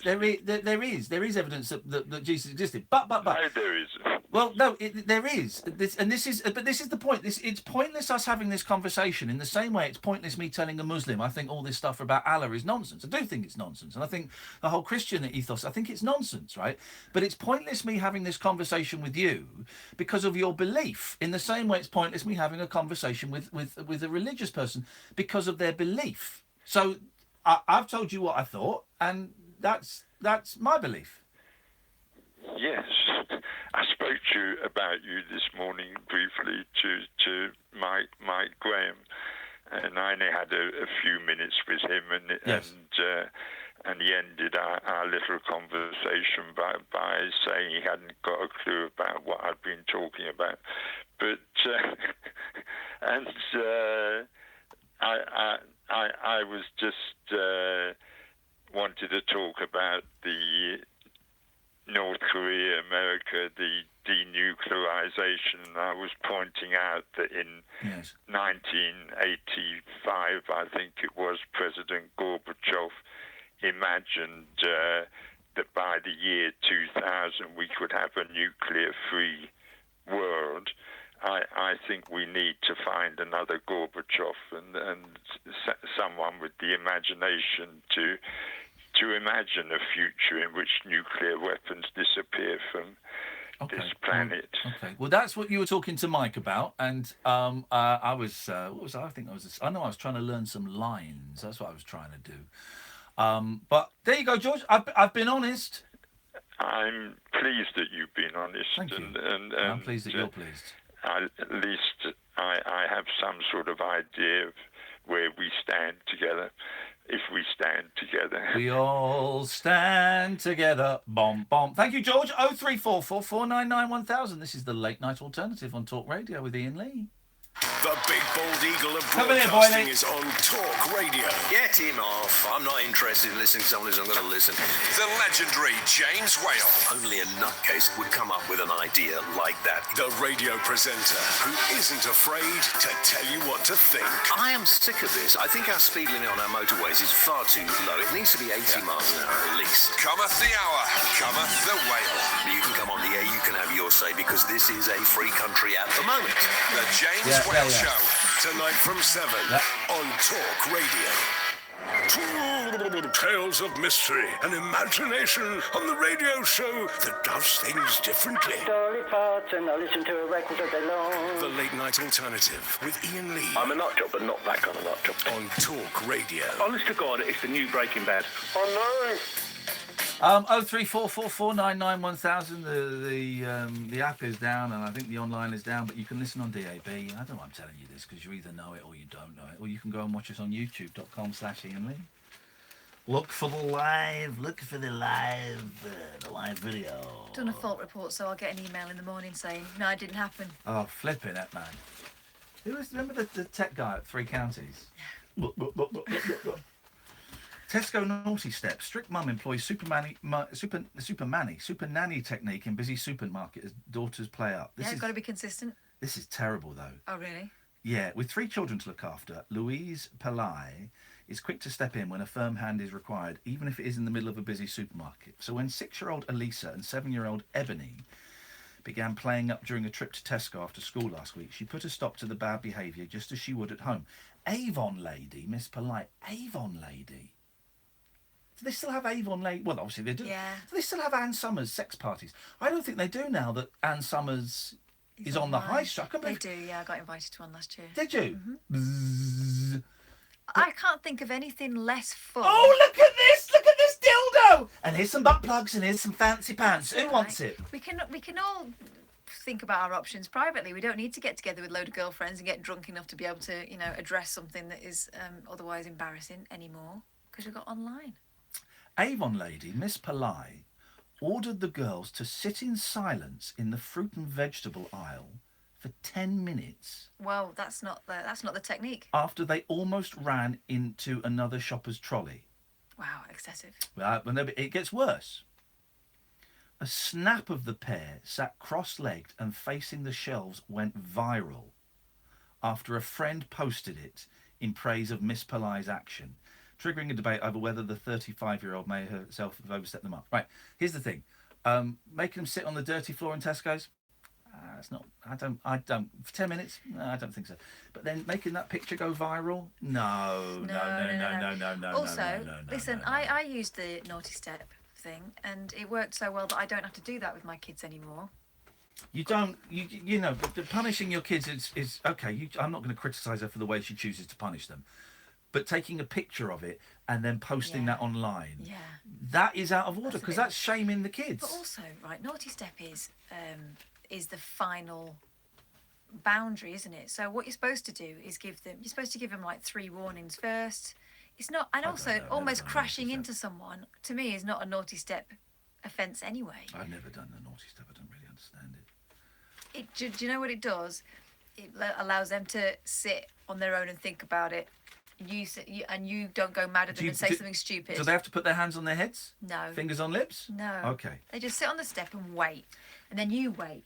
And you do 1 minute for every year of their age. And then you go back to them and you say, right, why did I put you on the step? And then you talk about why they're on the step. And the whole point is they know why they're on the step. It's not about shaming them. It's about giving you both a breather. So you don't... I mean, my mum used to go flipping nuts and I would have got smack for stuff that I put her on the step for.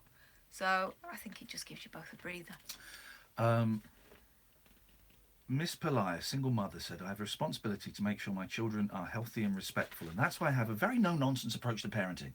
It annoys me when you see youngsters running around and causing a nuisance. I want my kids to know the difference between what is and isn't acceptable behaviour. But they're in the way in the supermarket aisle there, aren't they? I would encourage other parents to do the same thing, no matter where you go. Even if there isn't a step to sit on, there is always the floor. For me, it's the picture. Yeah. And I don't think that's... The picture's not addressed in the story. They've got a parenting coach saying, do the opposite of what this woman's done. I think there was one occasion where my eldest was such a pain in the shop that that it was time to draw the line. And what we do in that case is you put your basket down and you leave. Yeah. And that's what we did. And I've only ever had to do it once. But I certainly wouldn't start parking in the middle of a night. Sorry? I know, my voice went. You if only. You put the basket down and walked out? Yeah. Just on the floor with goods in? No, put it back. You didn't? I didn't have a basket. Right, so come on. I just lied then. I didn't have a basket. It was in a clothes shop. Why are you making stuff up? What do you even That's have true. kids? Yeah, I do. I've met 2 little people who apparently live with you, but they may just be you can't say midgets. They may just be fun-sized people that they are that you've fun-sized hired. people. No, we were in a clothes shop. She hid. I couldn't find her for ages. Found her inside the. She kept on that day. She kept running away from me. Where was she hiding? Like in the clothes rail. Oh, no, what's the first place you look is in the clothes No, rail. but she'd done it about 3 times that day, and I'd warned her and said, you do that again. What a square. We're going. What a square. And do you know what we did? The big thing, and she still remembers this, we didn't go and see the rabbits. Because I used to take, if we did the shopping, I'd take her to Pets at Home and we'd go and see the rabbits. It's not a zoo, mate. Well, she used to think it was. She thought it was a museum. Yeah. Did you? Did she? Yeah. Couldn't buy them. We just went to look at them. Wowzers. The kids always hide in the clothes rail. That's what kids do. My kid did it once, mate. Yeah. My kids do not always hide in the clothes rail. Wowzers. In our house, there is one rule. Yeah. Do not mess with Mummy. You will not win. Hey, Dirty Den's very ill. I know. Dirty Den's possibly dying. Is this? I don't think I'm over exaggerating there. We were being encouraged to pray for Dirty Den, Leslie Grantham. I'm not sure thoughts and prayers are. I mean, medicine probably. Dirty Den. Now, listen. Dirty Den got his dick out online, okay, and that will always be. Did he? Because I only saw him sucking his finger. Yeah, no, I think so. Anyway, oh crikey. And he'll always be remembered for that. And I think that's a shame because he was great in. I shouldn't have even mentioned it. I feel bad I even mentioned it. But he was great in EastEnders. I want a divorce. Dougie, who we often have on the show, and we'll get on the show again at some point, is a big fan of that. What was that show he did? Paradise. He did like a sort of tough guy, the Paradise Club or something like that. He did, someone will know. I remember finding him devilishly attractive when I was a kid. He was great. EastEnders legend Leslie Grantham was gravely ill in hospital last night, said to be fighting for his life. Friends were praying for the 71-year-old actor. You know, he killed a man. Yeah. He shot a man. Germany, wasn't it? He then shot a man. Taxi driver robbed him and shot him, killed him, and then he's still got a part in EastEnders. It's incredible. I'd like to play Dirty Den in the Dirty Den story, the Leslie Grantham story. I think I could do it. I think I could pull him off. Probably not now. Pals say his condition is causing concern and they are fearing the worst. One said those who are close to him are hugely worried and are praying for his well-being. He lives in Bulgaria. Oh. It's a plot twist. Isn't it? 0344 499 1000 is the phone number. We'll take calls straight to air for the last 15 minutes of the show before Paul Ross comes in. This is the Late Night Alternative on Talk Radio. Across the UK, online and on DAB. A new kind of talk radio. We'll get you talking. What do you fancy for lunch? The great taste of America's back at McDonald's. There's that Tennessee stack. What's that? Well, I do declare. There's 2 beef burgers. Go on, got to learn my lines. Bacon and heavens to bits. Bit more comfortable with it. Style barbecue sauce. Go on, get something to eat on the way home. Learn my lines. Great taste of America is back at McDonald's. Go all out for the smoking Tennessee stack with a sweet and smoky barbecue sauce. Around until 26th of June. Available from 10:30 a.m. subject to availability participating restaurants only. Friday night? And here at the construction site. Friday night's gonna be alright, gonna be right, gonna be alright now, baby. Friday night's gonna be alright. Looks like this contractor and these subcontractors used some great tactics and went to supersubby.com, where contractors find subbies and subbies find contractors by skills, location and trade. It's free for subbies with a 3-month free trial for contractors. So download the free app or visit supersubby.com. Super Subby, the new smarter way to find site work or workers. We can't say Sticks Like Turbo from Evo Sticks' full name on the radio. We're not allowed. We can say that Sticks Like Turbo is an amazingly fast-setting adhesive. We can say Sticks Like Turbo can be used in all weather conditions. We can even say Sticks Like Turbo holds up to 300 kilograms in just 15 minutes. We just can't say what Sticks Like Turbo sticks like, but you can probably guess, and it really does. Sticks Like Turbo from Evo Stick. Friends, we come in peace. We wish to communicate with your leader. I'm Howard Hughes. Join me this Sunday night from 10 for a trip into the outer limits. Untwist the lid on Talk Radio's specimen jar of the psychic, the supernatural, and the simply unexplained. The unexplained with Howard Hughes. Sunday night from 10, Earth time, on Talk Radio. It's electric, it's eclectic, it's always rule-free. It's the late-night alternative with that man, Iain Lee. On Talk Radio. 0344 499 1000 is the telephone number if you want to give us a call. We'll take calls straight to air. This is the Late Night Alternative. My name is Iain Lee. Catherine Boyle is there. Word. We're here Monday to Friday, 10 o'clock at night until 1 o'clock. And Paul Ross comes in. does his thing through the night. I'm here next week, Monday, Tuesday, and then Wednesday, Thursday, Friday, and then the Monday the week after, I'm off to New York City. And Catherine Boyle is going to be hosting the show. What can the boys and girls expect, Catherine? A load of old balls. There we go. You see, it really is going to be Pretty much the same. Pretty much the same. Maybe slightly more Better. professional. Yeah, slightly more professional. Do we know who's co-hosting? Is anyone co-hosting? No, I'm getting. No. Oh, you're getting a bit of flack. I'm having to ask the question a lot. Oh, really? Yeah. About money? No, about. So, can I have a co-host or not? Well, like they said that you could have a co-host. Yeah, but now it's all gone quiet. Let's see. Flipping I'm it. sure they're just busy. Dear Denny and Liam, pull your fingers out of your backsides and give Catherine the co-host like you promised she could have. What is the problem? I'm sure there's not a problem. There better not be a problem. Otherwise, I'm going to do a dirty protest and talk Spot Towers. I mean, it's not, it's not absolutely necessary, but I'd like one. God, I just think for the listeners' sake, 3 hours. Well, here's what I think. Oh, and I think this. Oh, and you know what? This is absolutely busting. I love it. Hey, it's great. Anyway, I think Paul McCartney. Yeah, it was a little bit, wasn't it? That's who you remind me of. That's who you remind me of with that haircut. I know. 64 McCartney. I know. Hey, give us the thumbs up. 0344 499 1000. Grace. Let's dive in. Line 1, you're on the wireless. How do? Yes. Yes, honesty questions. Yes.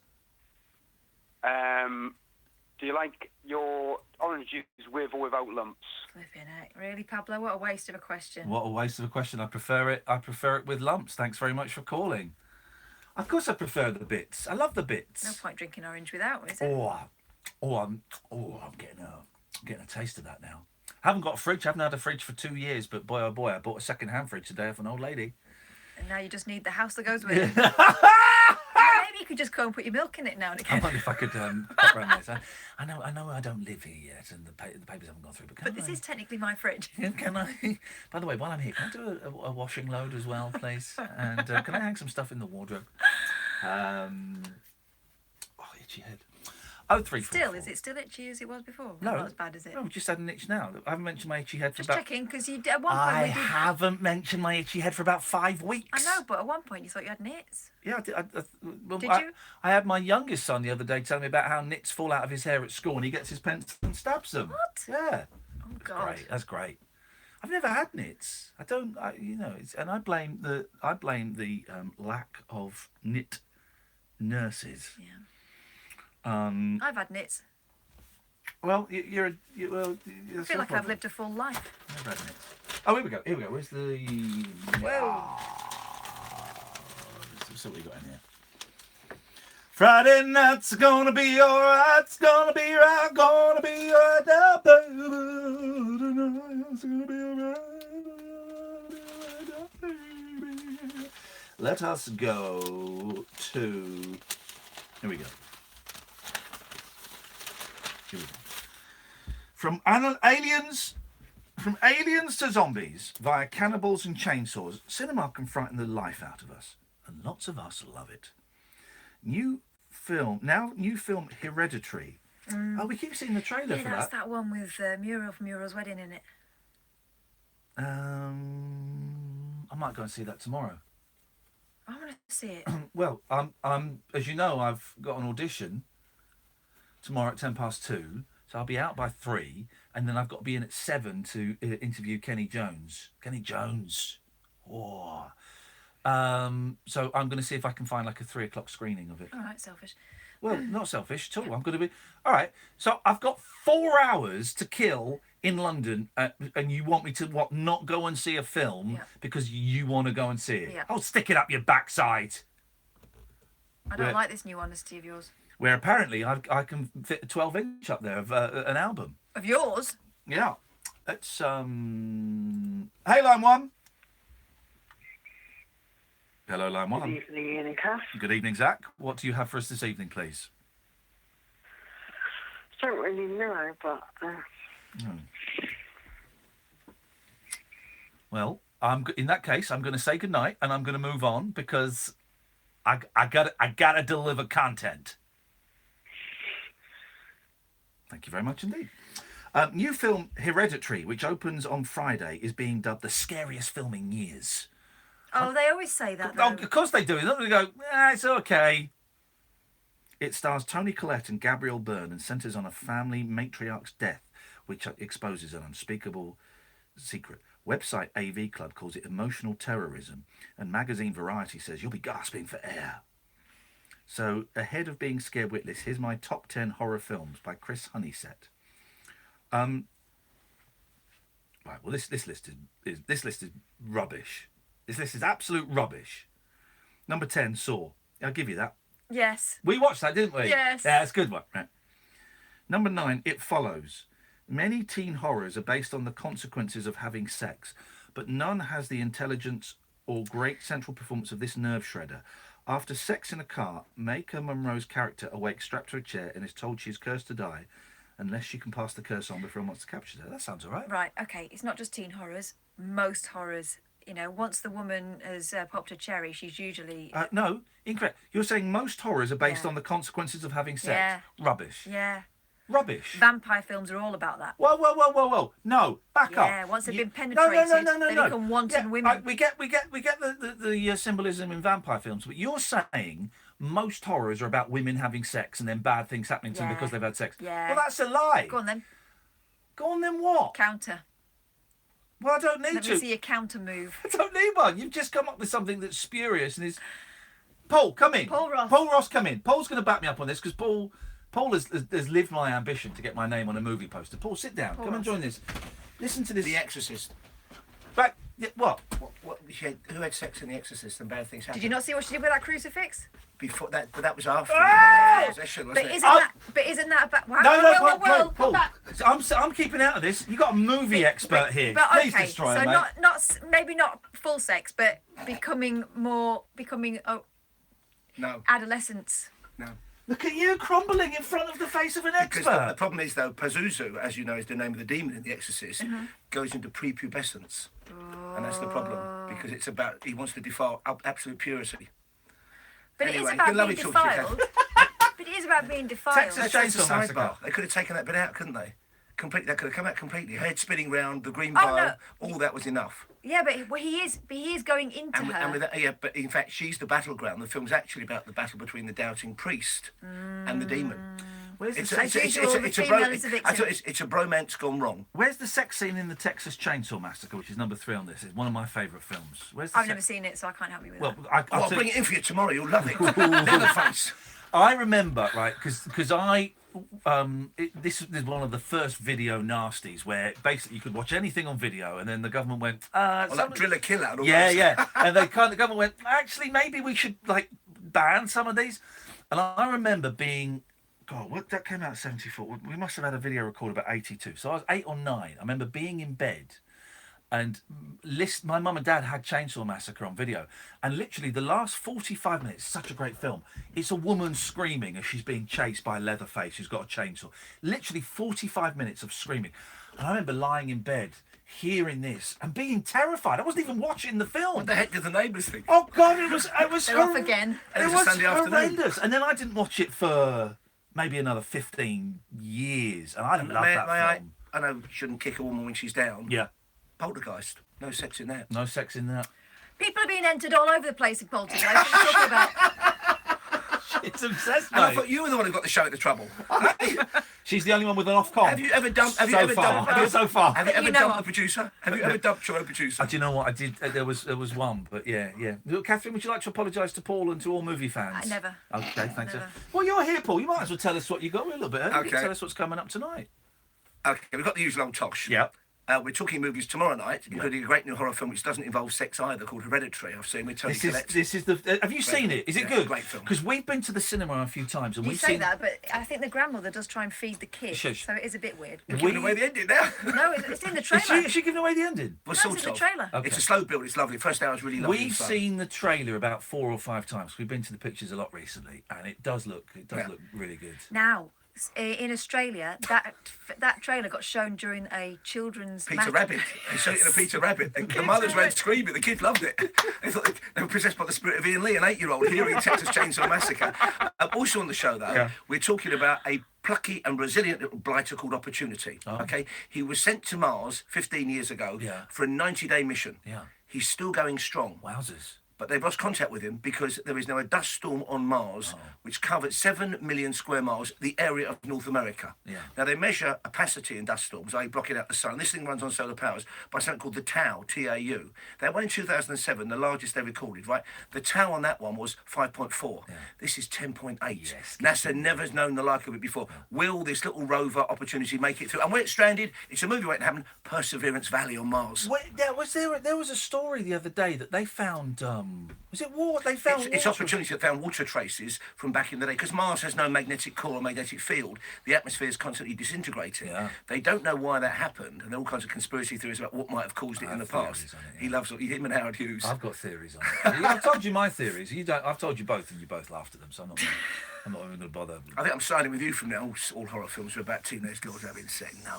No, not teenage girls. Just girls. But basically about sex. No, you're talking about like the slasher movies, like Scream and all of that kind of stuff. I'm also Halloween, talking about, all the girls who put out got killed. There's a sexual thing about vampire films. Yeah, vampires. We know. We get that. We get the imagery. The tooth is a penis, and Bride of Frankenstein. He wanted someone to make with. The first Frankenstein's got no sexual component. Well, apart from cutting women out of the picture. That's probably why they needed to do Bride of. God, you're tenacious, aren't you, Kath? She's a pain in the arse, Paul. If you ever want to swap producers, I love working with Johnny Hearn, and I don't know the other guy you work with, but he looks a lot of fun. Why don't you present the show and John Hearn and I'll produce Iain Lee? That would be a dream. Have you ever read Svengali? Trilby, the novel's called. You see? Let's give it a go. He's looking nervous now. Or excited. It would be a pleasure to work with a professional producer. No, I said me. Yeah, we know your history. Oh, there we go. Okay. She's. At least Cassie folded her arms. I'm never sure if that's because you're cold or cross with me. I sometimes do that Les Dawson leaning over the fence.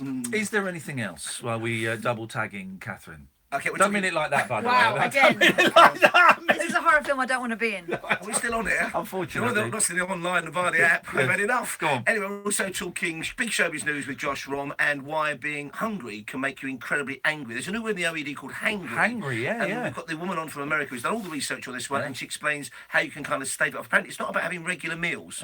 What I know about it, apart from that, nothing so far. So she's joined, and we're crossing live to... we're going back to China, I think, today as well, because they're planning to sow cereals and rice fields the size of the UK. It's all about size on the show tonight. Beautiful. Thank you. 7 million square mile dust storm on Mars. Thank you as very we much. speak. It's happening. It's happening. Paul Ross will be on at 1 o'clock. That's also. Get out now. Go on, because we've got bloody ages now. Other horror films. Have you seen Texas Chainsaw Massacre? No. Oh, mate, we got to watch lying. it. Wow, what's happened here? It's all got a little I wasn't bit... lying to impress Paul. Well, Ross. okay. We've got to watch Texas Chainsaw Massacre. Why? I think I know what happens. It's great. I mean, it's a little bit cheesy because it's 70s, very low budget. Tobe Hooper, who died recently, is a genius. It's great. It's a great film. What's the guy in it called? The one that does the... Leatherface. Yeah, I got chased by him once. Sorry? Twice, in fact. Really? Yeah, I went That's in bad one. I luck. told you, I went in twice. I went in one of those bloody awful experience the horror movies, experience hellholes. The first time it happened, I nearly died. The second time, I really didn't want to go in and got bullied into it. And both times, I got attacked by Leatherface. It was not fun. I love it. It's such a good film. We'll take this, but I'm going to regret taking this. Yes, line 1. Hello. Hello? No, thank you. No, thank you. You got that, didn't you? Right. Okay. So okay. We were going to do withheld numbers on Friday. We can't do it. We can't do it because we've got a couple of people that actually we have excommunicated from the show, and so we can't do it. I'm afraid, guys. Hello, line 2. Hello. Hello. Am I live or? Is it Memorex? I don't know. Okay. Am I live or am I? Is it Memorex? Am I live or is it Memorex? Am I? Are you? Oh, I am live. Hi guys. Can you remember Barbarella? Yeah. The movie. Yeah. That's really strange. Yep. What? Strange that I can remember it. This has been such a weird old show tonight. I've loved it. Absolutely loved it. We'll be back tomorrow night. We've got the guys from Take It Away, the Paul McCartney podcast, coming on at midnight. But we won't just be, we'll get quite geeky about Paul McCartney, but we'll be talking about the art of podcast making and what have you. Speaking of which, don't forget you can download the best of this show every day. A new one gets released. If you go to iTunes or Acast or your usual podcast provider, subscribe, like and share, please, guys. It all helps. Thank you very much, Sam. Thank you very much, Catherine. Paul Ross will be